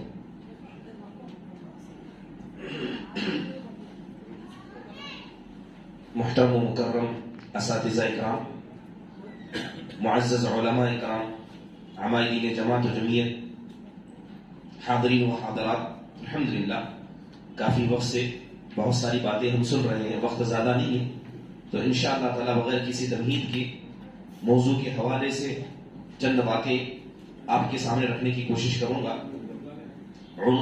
موضوع ہے کہ صحابہ اکرام رضوان اللہ علیہم اجمعین، ان کے اندر اتباع کا جذبہ، یا صحابہ اکرام رضوان اللہ علیہم اجمعین نے نبی کریم صلی اللہ علیہ وسلم کی اتباع کرنے کا کون سا طریقہ اپنایا تھا، اس کے حوالے سے کچھ بنیادی باتیں آپ کے سامنے رکھنے کی کوشش کروں گا۔ جیسے کہ آپ سب جانتے ہیں کہ روز اول ہی سے جب اللہ تبارک و تعالیٰ نے ہمارے باپ آدم علیہ السلام کو اس دنیا کے اندر وجود بخشا، تو اسی دن سے اللہ تعالیٰ نے اپنی پیدائش کے مقصد کو بیان کر دیا کہ آخرکار اللہ نے ہمیں کیوں پیدا کیا، اور یہ بات لکھ دی گئی، یہ بات بتا دی گئی، اور وہ مقصد کیا ہے؟ اللہ تعالیٰ نے کہا کہ وَمَا خَلَقْتُ الْجِنَّ وَالْإِنسَ إِلَّا لِيَعْبُدُونَ، کہ ہم نے انسانوں کو اور جنوں کو ہماری عبادت کے لیے پیدا کیا ہے، یہ ہمارا مقصد ہے۔ اب اس مقصد کو یاد دلانے کے لیے اللہ تبارک و تعالیٰ نے انبیاء کا سلسلہ شروع کر دیا، اسی مقصد پر انسان ہمیشہ لگا رہے، اور انبیاء آتے اور جاتے ہیں تو اللہ تعالیٰ نے آسمان سے کتابیں نازل کی تاکہ لوگ نبیوں کی ارشادات سے اور کتابوں کے ذریعے اللہ تبارک و تعالیٰ کی رسی کو مضبوطی سے تھام لیں۔ اور ایک اہم بات کہ جب اللہ تعالیٰ نے پیدائش کے مقصد کو بیان کر دیا ہے تو اللہ نے ہمیں بے سہارا بھی نہیں چھوڑا، اللہ نے ہمیں یتیم نہیں چھوڑا، اللہ نے ہمارے سر پر ایک چھت رکھی، وہ چھت جس کے سہارے سے ہم اپنی حفاظت کر سکتے ہیں، وہ راستہ بتایا جس کے ذریعے ہم جنت کا راستہ طے کر سکتے ہیں۔ اب اگر ہم بات کریں امت محمدیہ کی، اور بات کریں عبادت کی، اور بات کریں عبادت کے مقصد کی، ہم آئے تو دنیا میں ہیں مگر ہم کام کس کے لیے کریں؟ آخرت کے لیے کریں۔ دنیا میں اللہ نے بھیجا ہے آخرت کے لیے کام کرنے کے لیے، لیکن اگر کوئی آدمی دنیا میں آنے کے بعد اس مقصد کو بھول جائے، کھانا پینا، اپنے جسموں کو سنوارنا، یہاں پر گھر بنانا، اور اسی کو سب کچھ سمجھے، تو وہ آدمی کبھی مومن نہیں ہو سکتا، اور نہ ایسا آدمی اس مقصد کی طرف چل رہا ہے جس مقصد کی خاطر اللہ نے انسان کو پیدا کیا۔ جیسے کہ اللہ تبارک و تعالیٰ کہتا ہے کہ ان الذین کفروا یتمتعون ویأکلون کما تأکل الانعام والنار مثوی لهم۔ اللہ تعالیٰ کافروں کی مثال بیان کرتے ہوئے کہتا ہے کہ آپ کو پتا ہے کہ کافر کون ہے؟ یہ کافر وہ ہیں جو کھاتے اور پیتے ہیں اور دنیا کی ہر چیز سے مزہ لیتے ہیں، دنیا کی ہر چیز کو انٹرٹینمنٹ کا، اپنے آپ کو مزہ لینے کا ذریعہ سمجھتے ہیں، اور ایسے کھاتے جیسے جانور کھاتے ہیں، ان کے کھانے کا کوئی مقصد نہیں.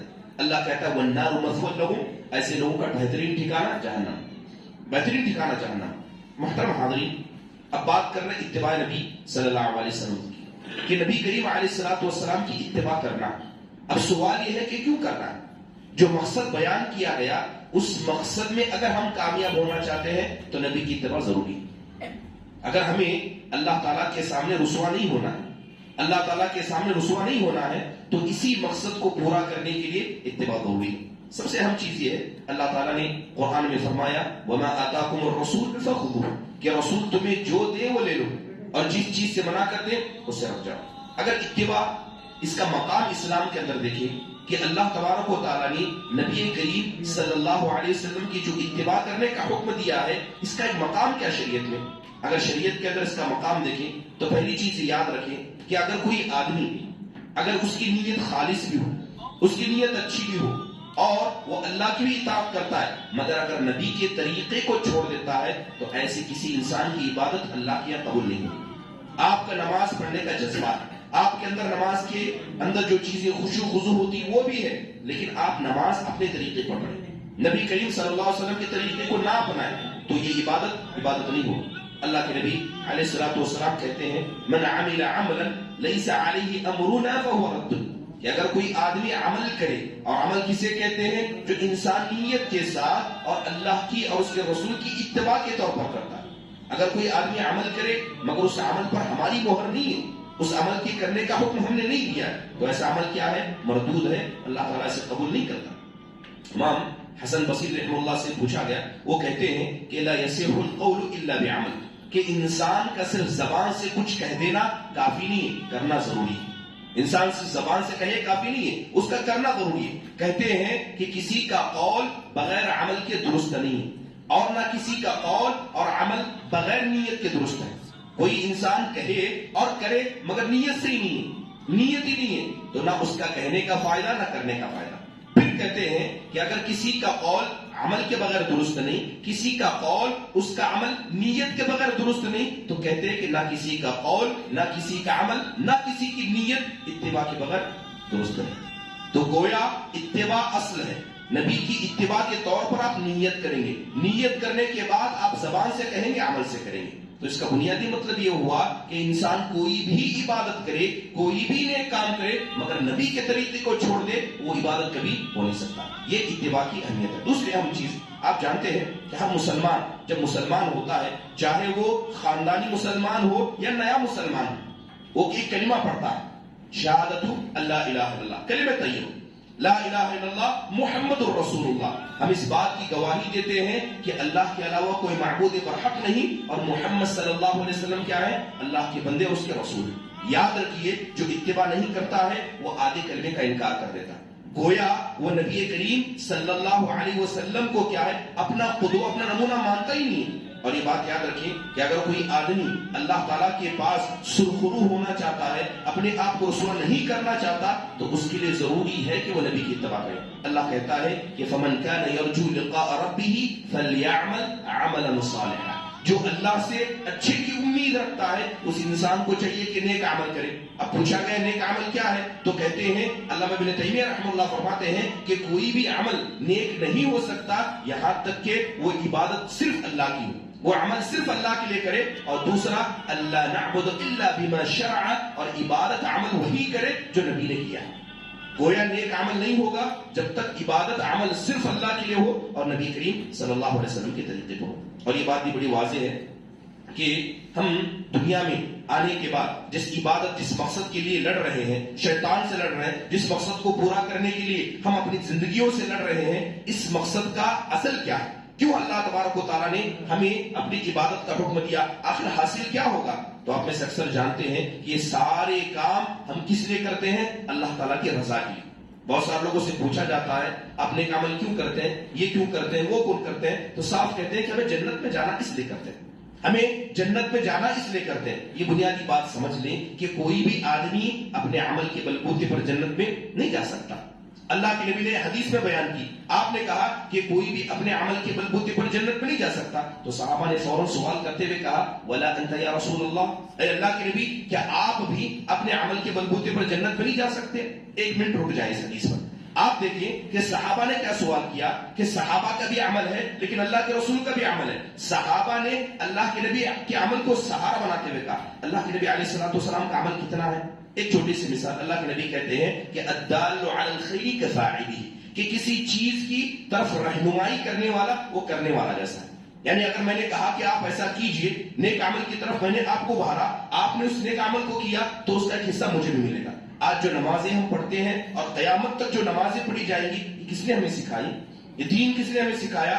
گویا پوری امت کا ثواب کسے جا رہا ہے؟ ایک حصہ اللہ کے رسول علیہ الصلوۃ والسلام کو جا رہا ہے, اللہ کے نبی صلی اللہ علیہ وسلم کو جا رہا ہے. اسی لیے قیامت کے دن سب سے پہلے آپ کی سفارش قبول کی جائے گی, آپ ہی کے ذریعے جنت کو کھولا جائے گا, آپ ہی پل صراط پر چلیں گے. کیوں ہوگا؟ کیونکہ عمل کے اعتبار سے ساری کائنات میں آپ سے بڑھ کر کوئی نہیں, سب سے زیادہ عمل کرنے والے. اسی بنیاد پر صحابہ نے کہا ولا انت یا رسول اللہ, اے اللہ کے نبی ہمارا عمل تو چھوڑیے, آپ تو ساری امت کا عمل لے کر بیٹھے, اے اللہ کے نبی کیا آپ بھی اپنے عمل کے بلبوتے پر جنت میں نہیں جا سکتے؟ تو اللہ کے نبی علیہ الصلوۃ والسلام نے کہا ولا انا, میں بھی اپنے عمل کے بلبوتے پر جنت میں نہیں جا سکتا, الا ان يتغمدني الله برحمته, مگر یہ کہ اللہ اپنی رحمت سے مجھے ڈھانپ لے, اللہ اپنی رحمت مجھے دے دے, اللہ اپنی رضامندی مجھے دے دے. اور یاد رکھیے جس رضامندی کو حاصل کرنے کے لیے ہم سب عمل کرتے ہیں وہ کبھی حاصل نہیں ہو سکتی اگر کوئی نبی کی اتباع کو چھوڑ دے. اللہ کبھی خوشی نہیں ہوگا, اللہ کبھی راضی نہیں ہوگا اگر کوئی نبی کے طریقے کو چھوڑ کر کوئی عبادت کرے. محترم حاضرین, چلیے اتنی بات اگر واضح ہو جائے تو ایک بات اہم چیز یہ ہے کہ کوئی آدمی نبی کریم صلی اللہ علیہ وسلم کا متبع ہے کہ نہیں, کیسے پتہ کیا جائے؟ کیسے ہم سمجھیں گے کہ کون اللہ کے نبی کی اتباع کرتا ہے اور کس کے اندر اطاعت کا جذبہ ہے؟ چند مظاہر ہیں, چند شکلیں ہیں. اگر کوئی آدمی ان چیزوں کو اپنی زندگی میں لاگو کرتا ہے تو نبی کی اتباع کرتا ہے اور وہ نبی کی سنت سے محبت کرتا ہے, ورنہ وہ آدمی جھوٹا ہے, وہ آدمی زبان کا سچا لیکن عمل کا جھوٹا ہے. سب سے پہلی چیز یہ ہے کہ جب بھی قرآن و حدیث کی کوئی بات کہی جائے تو انسان اس میں چوں چرا نہ کرے, فوراً قبول کرے. اللہ نے کا فیصلہ ہے, اس کے رسول کا فیصلہ ہے, اللہ نے کہا ہے, رسول نے کہا. یہاں انسان کو رک جانا چاہیے, یہاں انسان اپنا فلسفہ نہ لگائے, اپنی عقل کا استعمال نہ کرے, انسان اپنی خواہشات کو آگے نہ کرے. اللہ اس کے رسول نے فیصلہ کر دیا, بات ختم. اس کا مطلب یہ ہے کہ جو اللہ اس کے رسول کی باتوں کو ہر چیز سے بڑھ کر سمجھتا ہے اور اللہ اس کے رسول کی باتوں کی عزت کرتا ہے, دل سے عزت کرتا ہے, ایسا انسان نبی کریم علیہ الصلوۃ والسلام کا متبع. حضرت عبداللہ بن عمر رضی اللہ عنہ کہتے ہیں کہ وہ اپنی اولاد کے ساتھ تھے تو کچھ عورتیں مسجد جانا چاہ رہی تھی, تو حضرت عبداللہ بن عمر کی بچوں میں سے کسی نے اپنی بیوی کو روکا کہ مسجد مت جاؤ, نہیں جانا تمہیں مسجد. تو حضرت عبداللہ بن عمر نے کہا کہ اللہ کے رسول صلی اللہ علیہ وسلم نے تو کہا ہے کہ لا تمنعنا, کہ تم جو عورتیں ہیں جو اللہ کی بندیاں ہیں انہیں مسجد جانے سے مت روکو, انہیں جانے دو. تو حضرت عبداللہ بن عمر کا بیٹا کہنے لگا کہ میں تو روکوں گا, مجھے پسند نہیں ہے کہ میری بیوی مسجد جائے. تو حضرت عبداللہ بن عمر ہمارے غصے کے بوکھلا اٹھے, کہنے لگے کہ میں تمہیں نبی کریم صلی اللہ علیہ وسلم کی حدیث سناتا ہوں اور تم مخالفت میں کہتے ہو کہ میں ایسا کروں گا ویسا کروں گا. تو لہذا یہ اللہ اس کے رسول کی بات جب کی جائے تو انسان وہاں پر رک جائے اور اس نصوص کی تعظیم کرے, یہ اصل چیز ہے. ایک مرتبہ حضرت ابو ہریرہ رضی اللہ عنہ بیٹھے تھے اور ذکر کر رہے تھے اللہ کے نبی علیہ الصلوۃ والسلام کی بڑی مشہور حدیث کہ اللہ کے نبی علیہ الصلوۃ والسلام نے اس پہاڑ سے لے کر اس پہاڑ تک مدینہ کے اندر موجود تھے. اللہ کے نبی نے کہا کہ ما بین اللابتی, کہ جو دو پہاڑوں کے بیچ میں ہے, اللہ کے نبی نے اس کو حرام قرار دیا. کہتے ہیں کہ یہ مدینہ کا یہ پہاڑ اور مکہ کا یہ جگہ حرام ہے, آپ کسی کو تکلیف نہیں پہنچا سکتے, وہاں کے درختوں کو نہیں کاٹ سکتے. حضرت ابو ہریرہ کہتے ہیں خدا کی قسم میں جب سفر میں جاتا تو میں نے ان پہاڑوں کو دیکھا جس کی طرف اللہ کے نبی نے اشارہ کہا تھا, میں وہاں ہرن کو بیٹھا دیکھتا تو میں گھوڑے سے رک جاتا, آرام سے چلتا, کیونکہ اللہ کے نبی نے جب اس جگہ کو حرام قرار دیا ہے, یہاں کسی کو آپ دھرا نہیں سکتے, تو ایک جو ہرن ہے ایک درخت کے نیچے بیٹھی ہے, میں گھوڑے پر جا رہا ہوں, کہیں ایسا نہ ہو کہ میرے تیز جانے کی وجہ سے وہ ڈر کر بھاگ جائے. گھوڑے سے اتر جاتے اور آرام سے لے کر پیدل چلتے جب تک کہ اس ہرن سے وہ دور نہ چلے جاتے. یہ تعظیم النصوص, اللہ اس کے رسول کی باتوں کی عزت ہے. اور یہ عزت کیا بتاتی ہے کہ حقیقت میں انسان نبی کریم صلی اللہ علیہ وسلم کا متبع سنت ہے. حضرت عبادہ بن ثابت رضی اللہ عنہ بڑے مشہور صحابی ہیں. ایک مرتبہ ایک شخص سے تجارت کر رہے تھے تو ایک شخص نے آ کر کہا یہ 2 درہم لیجئے اور اس چیز کو مجھے عطا کیجئے. سامنے والے نے کہا کہ آپ کے درہم پرانے, میرے درہم نئے ہیں. تو سامنے والے نے کہا کہ آپ پرانے درہم مجھے 3 دیجئے, میں نئے درہم آپ کو 2 دوں گا. گویا آپ آپ مجھے 3 روپے دیں گے جو پرانے ہیں، میں نئے آپ کو دے دوں گا، جیسے لوگ کرنسی ایکسچینج کرتے ہیں. تو حضرت عبادہ بن صامت نے کہا یہ حرام ہے. ایک ہی چیز کو جو جنس ایک ہو، یعنی پیسہ ہے تو پیسے کو پیسے کے بدلے برابر سے تولا جائے گا، نیا پرانا سے فرق نہیں پڑتا ہے. لیکن وہ شخص نے کہا نہیں، میں تو ایسے ہی بدلوں گا، میں تو ایسی تجارت کروں گا. تو اس کے بعد فوراً وہاں سے ہٹ گئے. کہا کہ کیوں ہٹے؟ کہتے خدا کی قسم ایسے انسان کے ساتھ کسی ایک چھت کے نیچے رہوں تو کیسے رہوں جو نبی کی حدیث کو نہیں مانتا ہے، جو نبی کی حدیث کا احترام نہیں کرتا ہے، اس کے ساتھ چھت بھی میں نے شیئر کروں گا. فوراً وہاں سے ہٹ گئے. تو نبی کریم صلی اللہ علیہ وسلم کی نصوص کی تعظیم کرنا، آپ نے جو حدیثیں بیان کی ہیں ان پر دل سے عمل کرنا اور ان نصوص کی عزت کرنا، یہ کیا ہے؟ نبی کریم صلی اللہ علیہ وسلم کی اتباع کا ایک مظہر ہے. دوسری اہم چیز، ہمیشہ انسان کو ڈر ہونا چاہیے. ہمیشہ انسان کے دل میں ڈر ہونا چاہیے کہ کہیں اللہ تعالیٰ مجھے گمراہ نہ کر دے، کہیں حقیقت میں کیا ہے میں صحیح راہ سے بھٹک نہ جاؤں. یہ ڈر نبی کریم صلی اللہ علیہ وسلم کی اتباع کی علامت ہے. انسان کے دل میں ڈر ہو. آپ نمازی ہیں پھر بھی آپ کو ڈر ہو، آپ تہجد گزار ہیں پھر بھی آپ کو ڈر ہو، آپ کے دل میں خوف ہو کہیں اللہ تعالیٰ مجھے پکڑ نہ لے. یہ خوف ہونا، اس لیے کہتے ہیں کہ مومن کا دل کیسے ہونا چاہیے؟ خوف اور رجا کے بیچ میں ایسا ہونا چاہیے کہ اسے اللہ سے ہر اچھی چیز کی امید ہو، مگر ہر بری چیز سے اللہ تعالیٰ سے اسے ڈرنا بھی چاہیے. کہیں اللہ مجھے شرک میں نہ مبتلا کر دے، کہیں اللہ نے مجھے بدعت میں مبتلا نہ کر دے. مگر جو لوگ نبی کریم صلی اللہ علیہ وسلم کی سنت کی اتباع کا دعویٰ کریں اور ان ڈر نہیں ہے، ہم تو اہل حدیث ہیں، ہمارے یہاں کہاں سے شرک آ سکتا ہے، ہم تو ایسے ہیں، ہم تو ویسے ہیں، ہم کیسے بدعتی ہو سکتے ہیں، ہم کہاں سے شرک اصغر کر سکتے ہیں. صحابہ سے بڑھ کر کوئی ایمان والا دنیا کے اندر نہیں آیا، صحابہ سے بڑھ کر کوئی عمل کرنے والا نہیں ہے. اس کے بعد بھی اللہ کے نبی نے صحابہ کی طرف اشارہ کرتے ہوئے کہا تھا انی اخوف ما اخاف علیکم الشرک الاصغر، کہ میں سب سے زیادہ جس چیز کا ڈر مجھے تم پر محسوس ہوتا ہے وہ شرک اصغر کا. گویا اللہ کے نبی صحابہ سے شرک کا ڈر محسوس کر رہے ہیں. اب صحابہ کے بعد کون آدمی معمون ہو سکتا ہے؟ محترم حاضرین، ہر وقت انسان کو اس بات کا ڈر لگا رہنا چاہیے. حضرت عبداللہ بن مسعود رضی اللہ عنہ کہتے ہیں کہ ایک مومن کو ڈرنا چاہیے. یہ ڈر بتاتا ہے کہ کتنا نبی کی سنت کا متبع ہے، اور یہ اس کا نہ ڈرنا یہ بتاتا ہے کہ بدعتی ہے. کہتے ہیں کہ ایک مومن جب گناہ کرتا ہے تو اس گناہ کو پہاڑ کے جیسا سمجھتا ہے کہ وہ پہاڑ اب گرے گا تب گرے گا جب تک اللہ سے توبہ نہ کر دے. مگر منافق گناہ کرنے کے بعد کیا سمجھتا ہے؟ جیسے کہ اس کی ناک پر مکھی بیٹھی تھی اور اس نے اڑا دی، جیسے کچھ ہوا ہی نہیں. یہ فرق ہے ایک مومن کے درمیان ایک منافق کے درمیان. یہ بات آپ جانتے ہیں. حضرت ابن ابی ملیکہ کا بڑا مشہور قول ہے، کہتے ہیں کہ ادرکت 30 من اصحاب النبی صلی اللہ علیہ وسلم کا کلهم يخافون النفاق على نفسه. کہتے ہیں کہ میں نے 70 سے زیادہ، یہ تابعی بڑے تابعیوں میں سے، کہتے ہیں کہ میں نے 70 سے زیادہ صحابہ کو جنہوں نے اللہ کے نبی کو دیکھا، جنہوں نے قرآن کو اترتے دیکھا، جنہوں نے نبی کی اتباع کی، جو نبی کے پیچھے نماز پڑھا کرتے تھے، یہ 70 سے زیادہ صحابہ اپنے دل میں نفاق کا ڈر رکھتے تھے. کہیں منافق تو نہیں ہے، کہیں ہمیں منافق تو نہیں ہے. حضرت عمر بن خطاب رضی اللہ عنہ بیٹھے تھے. حضرت ایک مشہور صحابی، آپ نام بتائیں وہ صحابی کون ہے؟ وہ آئے، اللہ کے نبی کا رازدار کو کہا جاتا تھا. جیسے ہی آئے حضرت عمر رضی اللہ عنہ کو دیکھ کر ڈرتے تھے. حضرت عمر رضی اللہ عنہ بیٹھے ہیں، جیسے ہی وہ صحابی حضرت حذیفہ بن یمان رضی اللہ عنہ آئے، حضرت عمر نے ان کا ہاتھ پکڑ لیا، ہاتھ پکڑ کر رونے لگے اور کہنے لگے کہ میں تمہیں اللہ کا واسطہ دے کر بتاتا ہوں کہ اللہ کے نبی نے تمہیں منافقوں کے نام بتائے، اللہ کا واسطہ ہے، کہیں اللہ کے نبی نے میرا نام تو اس میں نہیں ذکر کیا، کہیں یہ تو نہیں کہا کہ عمر منافق ہے، میرا نام تو نہیں لیا، مجھے بتا دیجئے اس پر اللہ کا واسطہ. سبحان اللہ. جن لوگوں کو دنیا میں جنت کی بشارت دی گئی، اگر یہ لوگ بھی اپنے دل پر نفاق کا ڈر رکھتے ہیں تو یہی ڈر متبع سنت کی علامت ہے. یہ ڈر انسان کو ہونا چاہیے. آج حال یہ ہے کہ لوگ امن ہیں، لوگ معمون ہیں. اسرائیل میں بمباری ہو رہی ہے تو کیا ہے، ہم تو گھر میں سیف ہیں. فلا یأمن مکر اللہ الا القوم الخاسرون. اللہ کی مکر سے معمون صرف فاسق و فاجر قوم رہ سکتی ہے. نبی کریم علیہ الصلوۃ والسلام گھر کے اندر موجود ہے، گھر میں موجود ہے. آپ علیہ الصلوۃ والسلام نے گھر کے باہر شور شرابہ سنا، آپ نے آواز سنی کہ صحابہ کرام زور زور سے تکبیریں کہہ رہے ہیں، تو اللہ کے نبی گھر کے باہر نکلے تو کیا دیکھتے ہیں کہ صحابہ آسمان کی طرف دیکھ کر خوشیاں منا رہے ہیں، اللہ کی تعریف کر رہے ہیں. کیونکہ قحط سالی کا وقت تھا، سخت گرمی تھی، بادل نظر آ رہے تھے، تو صحابہ کرام بادل کو دیکھ کر خوش ہو گئے. اللہ کے نبی علیہ الصلوۃ والسلام کا چہرہ بگڑ گیا. اللہ کے نبی دو وقت کیا ہے آپ کا چہرہ لال ہوتا، یا تو آپ ناراض ہوتے، غصہ ہوتے، یا آپ ڈر جاتے. اللہ کے نبی ڈر گئے، مارے ڈر کے آپ علیہ الصلوۃ والسلام کا چہرہ لال ہو گیا. تو صحابہ کرام کہتے ہیں اے اللہ کے نبی صلی اللہ علیہ وسلم آپ کیوں گھبرا گئے؟ یہ تو رحمت کے بادل ہیں، یہ تو رحمت کے بادل ہیں، بارش کی نہیں تھی، آپ ہی نے دعا کی ہے، یہ تو رحمت کے بادل ہیں. اللہ کے نبی علیہ الصلوۃ والسلام کہنے لگے کیا تم ان بادلوں سے تم کو ڈر نہیں ہوتا ہے؟ یہی وہ بادل ہیں جس کے اندر اللہ نے عذاب رکھ کر آد و ثمود کو ہلاک کیا تھا. کیا تم اللہ کے عذاب سے معمون ہو کہ اللہ تم کو ہلاک نہیں کرے گا؟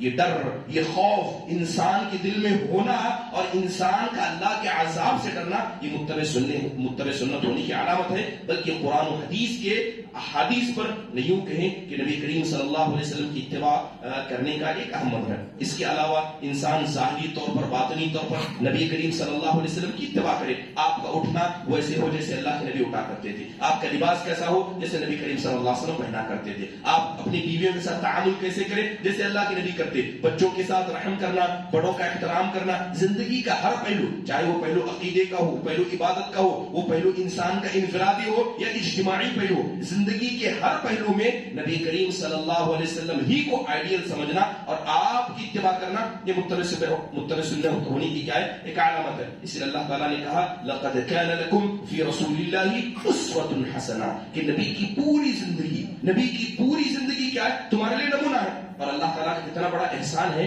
کہ آپ دیکھیں کہ یہود و نصارہ جیسے تورات یہ کتاب اللہ تعالیٰ نے لکھ کر دی تھی، آسمان سے تختیے کی شکل میں لکھ کر اتری تھی، کیا قرآن اس طرح لکھ کر ہمارے پاس آیا تھا؟ نہیں، اللہ کے نبی کا انتقال ہو جاتا ہے، حضرت ابو بکر رضی اللہ عنہ کے زمانے میں قرآن کی تدوین شروع ہوئی، حضرت عثمان کے زمانے میں مکمل ہوئی، قرآن لکھی ہوئی شکل میں نہیں آیا، مگر اللہ تعالیٰ کو اس دین کی حفاظت کرنی تھی تو اللہ نے اس دین کی حفاظت کی۔ اور اس کے اندر جو اللہ نے کہا ہے کہ نبی کریم صلی اللہ علیہ وسلم کو تمہارا نمونہ بنایا گیا ہے، تمہارے لیے نمونہ بنایا گیا ہے، تو صحابہ اکرام نے نبی کریم صلی اللہ علیہ وسلم کی زندگی کے ایک ایک پہلو کو ذکر کیا۔ سبحان اللہ، صحابہ نے یہ تک بتایا ہے کہ اللہ کے نبی کی داڑھی میں کتنے بال سفید تھے، کتنے کالے تھے، بتاتے ہیں کتنے بار اللہ کے نبی کے سفید تھے، اللہ کے نبی اٹھتے تو ایسے اٹھتے تھے، آپ ہنستے تو ایسے کرتے، گھر میں داخل ہوتے تو کیا کرتے، گھر سے باہر نکلتے تو کیا کرتے۔ بڑا افسوس ہے ایسی قوم پر جس قوم پر اللہ نے اتنا رحم کیا کہ نبی کی ایک ایک سنت کو بحفاظت منتقل کر دیا، مگر یہ قوم سوئی ہے اور نبی کی سنت سے اپنے آپ کو دور رہتے ہیں۔ محترم حاضرین، نبی کی سنت کا مقتدی ہونے کا مطلب یہ ہے کہ انسان اپنے زندگی کے ہر پہلو میں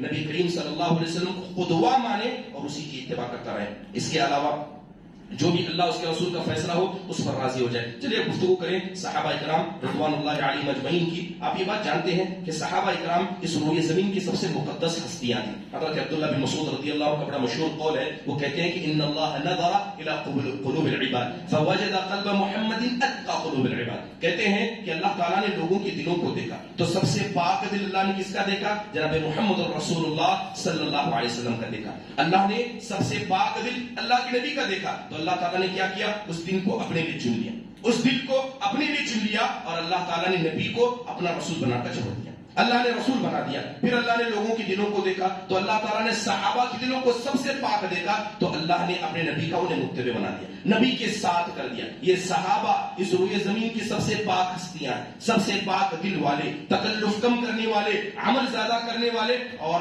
عمل میں نیتوں میں پہاڑ جیسے صحابہ کرام۔ سبحان اللہ۔ محترم حاضرین، صحابہ کرام نے زندہ مثالیں دے کر ہمیں بتائی کہ اتباع کریں تو کیسے کریں۔ اور یہ بات یاد رکھیے، ہمیشہ انسان کیا ہے؟ مثالوں کے ذریعے سمجھتا۔ جب آپ کے سامنے بتایا گئے صحابہ نے ایسا کیا ہے تو نمونہ ہمارے سامنے آ جائے گا اور اسی نمونے پر انسان کو عمل کرنے کی کوشش کرنی چاہیے۔ ابتدا اسلام کا وقت ہے جب بھی سونے کو حرام نہیں کیا گیا تھا، صحابہ اکرام نبی کریم صلی اللہ علیہ وسلم کو جیسا کرتا دیکھتے تھے ویسا کرتے تھے، سوال بھی نہیں کرتے تھے، جیسے اللہ کے نبی کو کرتا دیکھا ویسا کیا۔ حدیث کے اندر آتا ہے، حضرت عبداللہ بن عمر رضی اللہ عنہ کی بڑی مشہور حدیث ہے، کہتے ہیں کہ اللہ کے نبی نے سونے کی انگوٹھی بنا لی، اللہ کے نبی علیہ السلام نے سونے کی انگوٹھی بنا لی۔ اب انگوٹھی کا جو نگینہ ہوتا ہے اللہ کے نبی نے اسے ہتھیلی کی طرف اندر کر لیا اور ایسے آپ علیہ السلام انگوٹھی پہنا کرتے تھے۔ اب صحابہ نے دیکھا کہ اللہ کے نبی نے انگوٹھی بنائی ہے، سارے صحابہ نے ایک کے بعد دیگر انگوٹھی بنانا شروع کر دیا کیونکہ نبی صلی اللہ علیہ وسلم کو کرتا دیکھ رہے ہیں۔ اب اللہ کے نبی نے دیکھا کہیں سنت نہ بن جائے، لہذا آپ نے نکال کر رکھ دیا اور آپ کو افسوس ہوا کہ صحابہ کرام نے بغیر پوچھے کیوں ایسا بنا دیا۔ نماز پڑھا رہے اللہ کے رسول صلی اللہ علیہ وسلم نماز پڑھا رہے اور اس وقت کیا ہے زمین کچی ہوا کرتی تھی اور مٹی ہوا کرتی تھی، جوتے سے نماز پڑھا جاتا تھا کیونکہ جوتے پر نماز پڑھنا بھی جائز ہے۔ اللہ کے نبی علیہ السلام جوتے پہن کر نماز پڑھا رہے، دوران نماز اللہ کے نبی نے اپنے جوتے نکال کر رکھ دیے۔ اب صحابہ نے دیکھا کہ اللہ کے نبی نے جوتے نکالے، سارے لوگ ایک کے بعد دیگر جوتے نکال کے آزو بازو رکھنے لگے۔ جیسی نماز ختم ہوئی تو اللہ کے نبی علیہ السلام نے کہا ما حملکم علی ذلک، کہ تم لوگوں نے جوتے کیوں اتارے؟ تو صحابہ نے کیا کہا؟ اے اللہ کے نبی آپ کو کرتے دیکھا تو ہم نے کیا، ہمیں کوئی مطلب نہیں، آپ جیسا کریں گے ہم ویسا کریں گے کیونکہ ہم آپ کے متبع ہیں۔ تو اللہ کے نبی نے وجہ بیان کی کہ جن جوتوں میں میں نماز پڑھ رہا تھا جبرائیل نے آ کر بتایا کہ اس کے نیچے گندگی لگی، اس لیے میں نے جوتے اپنے جوتوں کو ہٹائے۔ محترم حاضرین، صحابہ کرام کی ایسی کتنی مثالیں نہیں ملتی ہیں جس کے اندر انسان یہ بات جان لے گا کہ صحابہ کرام نبی کریم علیہ الصلوۃ والسلام کے حقیقی متبع تھے. ابو مسعود البدری رضی اللہ عنہ کے بارے میں آتا ہے کہ ایک مرتبہ اپنے لونڈی پر غصہ تھے, اسے مار رہے تھے. پیچھے سے آواز آتی ہے اعلم یا ابا مسعود, اعلم یا ابا مسعود, ابو مسعود اس بات کو جان لو, ابو مسعود اس بات کو جان لو. پیچھے سے آواز آئی تو فوراً رک گئے, پلٹ کر دیکھا تو جناب محمد رسول اللہ صلی اللہ علیہ وسلم تھے, اور آپ علیہ الصلوۃ والسلام کہہ رہے تھے کہ اپنی لونڈی پر جتنی تم طاقت رکھتے ہو اللہ اس سے زیادہ طاقت تم پر رکھتا ہے. اگر اس پر ظلم کرو گے تو اللہ تعالیٰ کی ذات عزیز ہے, اللہ تعالیٰ کی ذات قدیر ہے. لہذا اللہ کے نبی علیہ الصلوۃ والسلام نے منع فرمایا. محترم حاضرین, جو مثالیں ہیں صحابہ کرام کی بے شمار مثالیں, جیسے مثال کے طور پر آپ صحابہ کرام رضوان اللہ علیہ کی زندگی کو دیکھیے کہ نبی کریم علیہ الصلوۃ والسلام کی اتباع کا جذبہ ایسا تھا کہ آپ نے جو کہہ دیا ختم. صحابہ کرام اس کے بعد نہ اپنوں کو دیکھتے نہ غیروں کو دیکھتے, نہ باپ ہوتا تو اس کا خیال کرتے, نہ بیٹا ہوتا تو اس کا خیال کرتے, کیونکہ نبی کے متبع تھے. چند مثالیں, جیسے مثال کے طور پر عبداللہ بن ابی بن سلول, منافقوں کا سردار, رئیس المنافقین. ایک مرتبہ اس نے اللہ کے نبی علیہ الصلوۃ والسلام کے ساتھ بدتمیزی کی. اللہ کے نبی کہیں سے دعوت کا کام کر کے آ رہے تھے تو اس نے طنز کستے ہوئے کہا کہ ابن ابی کبشہ کے بچے نے کیا ہے غبار کر کے ہم کو پریشان کر دیا, آپ کی گدھی کی بدبو سے ہم پریشان ہو گئے. اللہ کے نبی علیہ الصلوۃ والسلام جب مسجد میں پہنچے تو آپ نے اعلان کرتے ہوئے کہا کہ کون ہے جو اس منافق سے مجھے آزاد کر دے. گویا آپ چاہتے تھے کہ اسے قتل کر دے. اب صحابہ کرام کے پیچھے گفتگو چلنے لگی, ہر کوئی کھڑا ہوا. یہ بات عبداللہ بن ابی بن سلول کے بیٹے عبداللہ کو پتا چلی, جو ایک مومن تھے, جو صحابی رسول تھے. اللہ کے نبی علیہ الصلوۃ والسلام کی مجلس میں آئے اور کہنے لگے اے اللہ کے نبی مجھے پتا چلا. دیکھیے نبی کریم صلی اللہ علیہ وسلم سے محبت کا جذبہ. کہنے لگے مجھے پتا چلا ہے کہ میرے باپ نے آپ کے ساتھ ایسا ایسا کیا, آپ مجھے کہیے, میں اپنے باپ کی گردن لا کر آپ کے ہاتھ میں رکھ دوں گا, میں اپنے باپ کی گردن لا کر رکھ دوں گا. یہاں باپ و بیٹے کی بات نہیں ہے, بات نبی کی سنت صلی اللہ علیہ وسلم کی اتباع کی. یہ تو بات ہوئی باپ کی.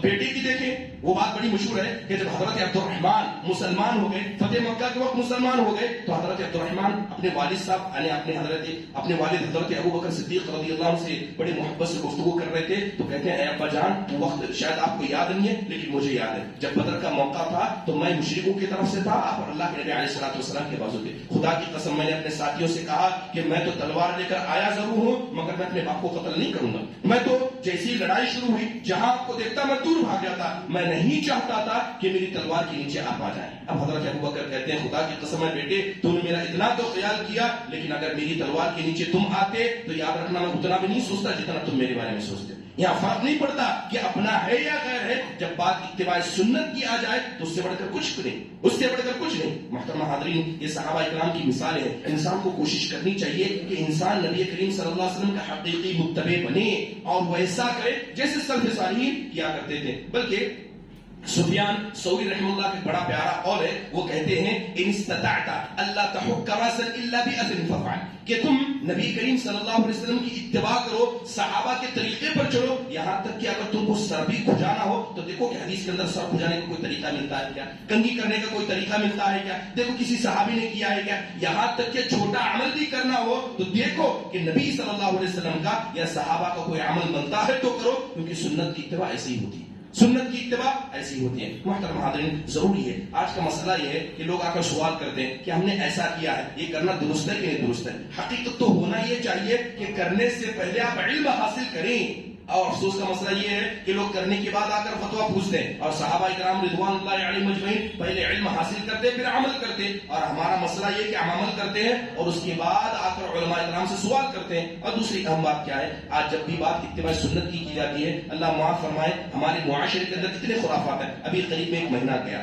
آپ نے اس مہینے کے اندر بدعتوں کا ایک جمگھنڈا دیکھا ہوگا کہ لوگوں نے نبی کریم صلی اللہ علیہ وسلم کی ولادت کے نام کی بدعتیں نکالی, اور ابھی آپ کو بتایا گیا کہ اگر اللہ کے نبی نے نہیں کیا, صحابہ نے نہیں کیا تو بدعت ہے, اور بدعت کا اسلام میں کوئی دخل نہیں, بلکہ بدعت کا اسلام میں کوئی حصہ نہیں ہے. لوگ نبی کریم صلی اللہ علیہ وسلم کی پیدائش کا دن مناتے ہیں, برتھ ڈے مناتے ہیں, مولد النبی مناتے ہیں, اس کے اندر کیسی بدعتیں انجام نہیں دی جاتی. اور جس مہینے سے ہم گزر رہے ہیں 11ویں کا مہینہ ہے, اس کے اندر بھی 11ویں کی بدعتیں انجام دی جاتی ہیں. شیخ عبد القادر جیلانی کا نام لیا جاتا ہے اور کہا جاتا ہے کہ اس کی وجہ سے عرس بنائے جائے, کنڈے منائے جائیں, دعوتیں بنائی جائیں, اور یہ سارے کام یہ صحابہ کرام کتاب اللہ سنت رسول کی محبت کے نام پر انجام کیے گئے تھے. سارے کام بدعتی نبی کا حوالہ دے کر، بدعتی قرآن و حدیث کا حوالہ دے کر یہ سارے کام کہتے ہیں. سب سے پہلے انسان کو غور کرنا چاہیے کہ جب بھی کوئی مسئلہ آئے تو سب سے پہلے انسان کتاب اللہ سنت رسول کی طرف دیکھے. اور یاد رکھیے جس کام کو صحابہ نے نہیں کیا، جو اس دین کا حصہ نہیں تھا، قیامت تک وہ بھی دین نہیں ہو سکتا،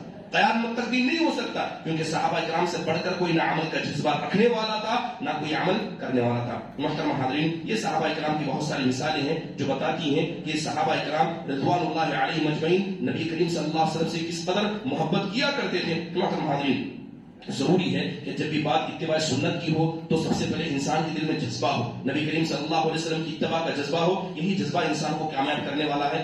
وقت ہو چکا ہے، اللہ تعالیٰ سے دعا ہے کہ اللہ تبارک و تعالیٰ ہمیں بھی متبع سنت بنائے، نبی کریم صلی اللہ علیہ وسلم کی، اللہ اس کے رسول کی محبت کو ہمارے دل میں رکھے، اور جو بھی زندگی کا کام کریں، جیسا بھی عمل کریں، نبی کے طریقے پر کریں. نماز پڑھے تو ویسے پڑھے جیسے اللہ کے رسول نے پڑھا تھا، زندگی گزارے تو ویسے گزارے جیسے اللہ کے رسول صلی اللہ علیہ وسلم گزارا کرتے تھے. اللہ تعالیٰ ہم سب کو عمل کی توفیق عطا فرمائے. اقول قولی هذا واستغفر الله لي ولكم ولسائر المسلمين من كل ذنب فاستغفروه انه هو الغفور الرحيم.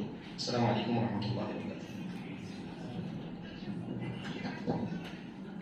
جزاک اللہ خیر و احسن جزا. ابھی تک آپ مولانا حاجی وسیم جامعی مدنی کے دوبانی اتباع سنت کے متعلق سماعت فرما رہے تھے. ماشاء اللہ ابھی وقت کم رہنے کی وجہ سے سمجھیے کہ یہ درس ختم ہوا ہے، ورنہ اور ایک گھنٹہ بھی لوگ سننے کے لیے تیار تھے اور بولنے کے لیے شیخ بھی تیار ہے. ماشاء اللہ، اللہ جزائر کر دے. اگر کوئی صاحب سوال کرنا ہے تو ذہن میں رکھ لیں، یا لکھ کر دینا چاہے تو لکھ کر دیں. اذان ہوگی، اس کے بعد انشاءاللہ نماز کے فوری بعد کچھ دیر انشاءاللہ سوال و جواب کا سیشن جاری رہے گا. خواتین سے بھی درخواست ہے کہ اگر کوئی سوال کرنا چاہتی ہیں تو لکھ کر کے بھیج دیں. ایک سوال کسی خاتون نے لکھ کر کے بھیجا کہ اگر عورت پر ظلم ہو رہا ہے، مثال کے طور پر عبادت کے معاملے میں نماز پڑھنا ہو، یا ہو سکتا ہے وضاحت نہیں کہ اس میں شرک کا کام کرنے کی ضرورت پڑے، تو کیا میں اپنے مال کو، اپنے والدین کو، شوہر کو، سب کو چھوڑ کر کے دوسرے گاؤں میں جا کر کے اللہ کی عبادت کر سکتی ہوں یا نہیں؟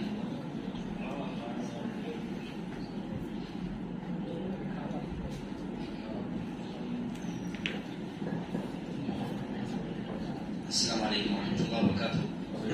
جہاں تک سوال پوچھا گیا، سوال کلی طور پر واضح نہیں ہے، لیکن پھر بھی اگر کوئی ایسی خاتون ہے جسے اللہ تبارک و تعالیٰ کی عبادت سے روکا جا رہا ہے، یعنی نماز پڑھنے سے روکا جا رہا ہے، والدین کی فرما برداری سے روکا جا رہا ہے، روزہ وغیرہ سے روکا جا رہا ہے، تو سب سے اہم چیز کیا ہے کہ انسان صبر کے دامن کو لے کر چلے، کیونکہ حالتیں بدلتی ہیں. تلک الایام نداولها بین الناس، اللہ تعالیٰ حالتوں کو بدلتا ہے. اللہ کے نبی علیہ الصلوۃ والسلام نے ہجرت اس وقت کی تھی جب آپ علیہ الصلوۃ والسلام نے 10 سال ظلم کو سہا تھا، برداشت کیا تھا. اور دوسری اہم بات یہ ہے کہ آپ جانتے ہیں کہ ایک مسلمان چاہے مرد ہو یا خاتون، وہ ایک داعی ہے، ان کا کام لوگوں کو سمجھانا ہے. اگر کسی گھر کے اندر تعلیم نہیں ہے، شرک پر مجبور کیا جاتا ہے، تو اس ایسی جگہ کو چھوڑ کر جائیں گے تو کون دعوت کا کام کرے گا؟ اور غیروں کے دعوت کے کام کرنے سے زیادہ اپنوں کا حق بنتا ہے کہ وہ اپنوں کے اندر دعوت کا کام کرے. اب رہا مسئلہ یہ کوئی اگر تم مزاجی پر آ جائے اور اسی طرح حق کا انکار کر کے ظلم کرنے لگ جائے تو ان الارض للہ، یہ زمین اللہ کی ہے، کہیں بھی انسان جا سکتا ہے، مگر پھر بھی رشتہ داروں کے ساتھ رہنا اور ان کے ساتھ رواداری کا معاملہ کرنا اور صبر کرنا، برداشت کرنا. یہاں تک دیکھیے کہ جو تکلیف کی بات ہے، اگر ایک مومن راستے پر چل رہا ہے بغیر کسی ارادے کے، اگر پیر میں کانٹا بھی چھپ جائے اللہ تعالیٰ اس پر اسے ثواب دیتا ہے. اور اگر انسان کو دلی تکلیف پہنچے جس کا کوئی ترازو نہیں ہے، جس تکلیف کا کوئی ترازو نہیں ہے، تو اللہ تعالیٰ کتنا ثواب نہیں دے گا. اللہ تعالیٰ سے ثواب کی امید رکھیں. اور خاص کر جو خواتین کے مسائل گھریلو انداز سے ہوتے ہیں، ساس بہو کے مسائل ہوں یا شوہر کی گھر کی جانب سے خواتین کے مسائل ہوں، تو اس میں صلہ رحمی بہت زیادہ ضروری ہے.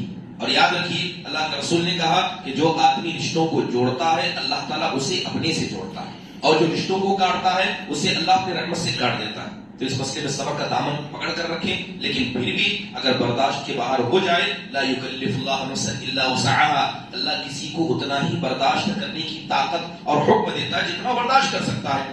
ورنہ ایسی حالت میں کیا ہے، اگر اتنا ظلم زیادہ ہو جائے کہ نمازوں سے روکا جائے، اللہ کی عبادت سے روکا جائے، اور چھوٹی موٹی چیزیں جو ہوتی رہتی ہیں اس کا کوئی اعتبار نہیں ہے، لیکن بڑی بڑی چیزوں سے روکا جائے، تو یقیناً کیا ہے، اللہ تعالیٰ کی زمین بہت بڑی ہے، انسان جا سکتا ہے، چاہے مرد ہو یا خاتون ہو، لیکن صبر کیا ہے، ضروری ہے۔ ایک مومن صبر والا ہوتا ہے، صبر سے کام لے اور جتنا ہو سکے برداشت کرنے کی کوشش کرے۔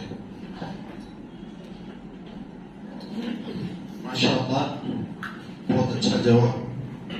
اگر کوئی سوال پوچھنا چاہیں تو اس کو ختم کر دیں۔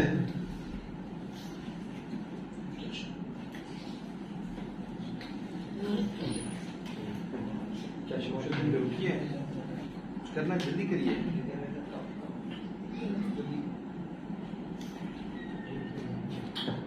السلام علیکم۔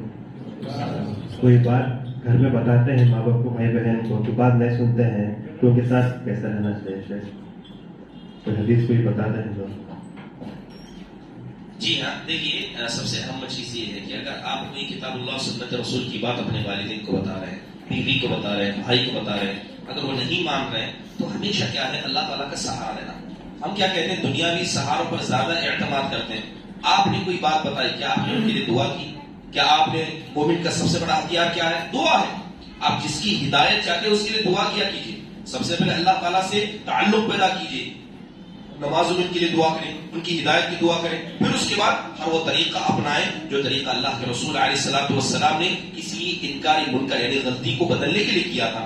اور صبر کا دامن ضروری ہے، چیزیں نتیجے فوراً نظر نہیں آتے، اگر نتیجے فوراً نظر آتے تو حضرت جو طائف والے تھے مسلمان ہو جاتے۔ طائف والے کب مسلمان ہوئے؟ ایک لمبے عرصے کے بعد۔ لیکن انسان کیا ہے، اپنے کام کو نہیں چھوڑنا، دعوت کے کام کو، سمجھانے کے کام کو نہیں چھوڑنا۔ وَاعْبُدْ رَبَّكَ حَتَّىٰ يَأْتِيَكَ الْيَقِينُ، اپنے رب کی عبادت اس وقت تک کرو جب تک یقین نہ آ جائے، موت کا وقت نہ آ جائے۔ اور یہی کام اللہ کے نبی علیہ الصلوۃ والسلام نے کیا۔ اللہ کے نبی علیہ الصلوۃ والسلام اپنے آخری زندگی تک دعوت کا کام لیتے رہے، لوگوں کو سمجھاتے رہے، یہاں تک کہ آپ نے اپنے چچا ابو طالب کا ساتھ نہیں چھوڑا۔ جب اللہ کے نبی کا ساتھ انہوں نے نہیں چھوڑا تھا تو اللہ کے نبی نے ساتھ نہیں چھوڑا، ان کے انتقال کے آخری وقت تک کیا ہے، اللہ کے نبی انہیں نصیحت کرتے رہے۔ تو ضروری ہے۔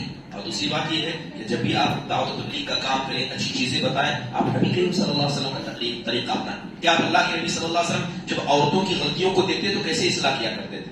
اللہ کے نبی جب قوم کے بڑوں کو دیکھتے تو کیسے اصلاح کرتے؟ بچوں کی اصلاح کیسے کرتے؟ ہمارا مسئلہ یہ ہے کہ ہمارے اندر جذبہ ہے عمل کرنے کا، دعوت پہنچانے کا، مگر وہ طریقہ نہیں جو طریقہ اللہ کے نبی علیہ الصلوۃ والسلام اپنایا کرتے تھے۔ تو طریقہ اپنائیں، خاندان کی اصلاح ہو، گھر والوں کی اصلاح ہو، اس میں نبی کریم صلی اللہ علیہ وسلم کے طریقہ کیا تھا، سب سے پہلے اس کو جانیں، اس پر عمل کریں، اب نہ دیر، اس کا نتیجہ انشاءاللہ تعالی ضرور نظر آئے گا باذن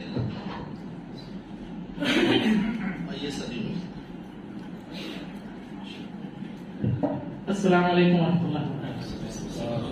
جیسے کہ زکوٰۃ دینا فرض ہے تو اس میں 20 لاکھ ایک آدمی کے پاس ہے، وہ 20 لاکھ میں سے کسی اور کو قرض حسنہ 10 لاکھ روپے دے دیا، تو یا 20 لاکھ کا زکوٰۃ نکالنا ہے یا جو اس کے پاس 10 لاکھ ہے اسی 10 لاکھ میں سے زکوٰۃ نکالنا ہے؟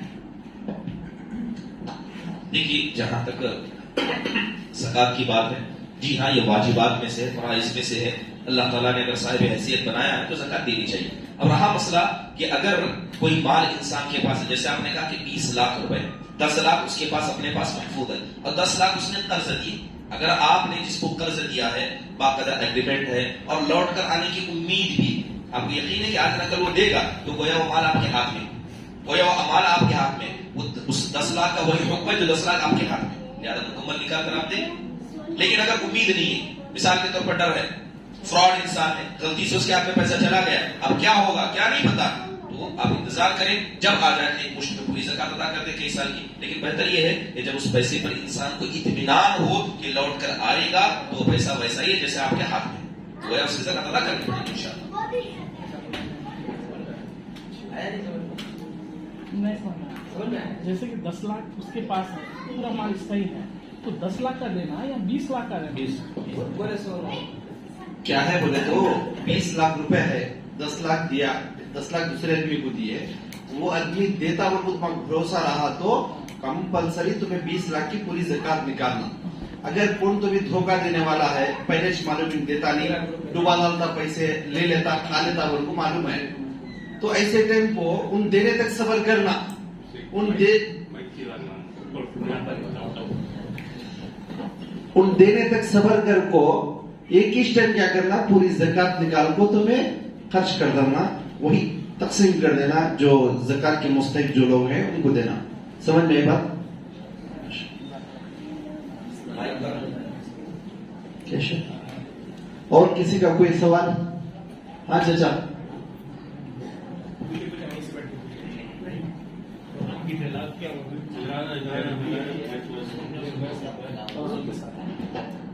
सवाल पूछा गया कि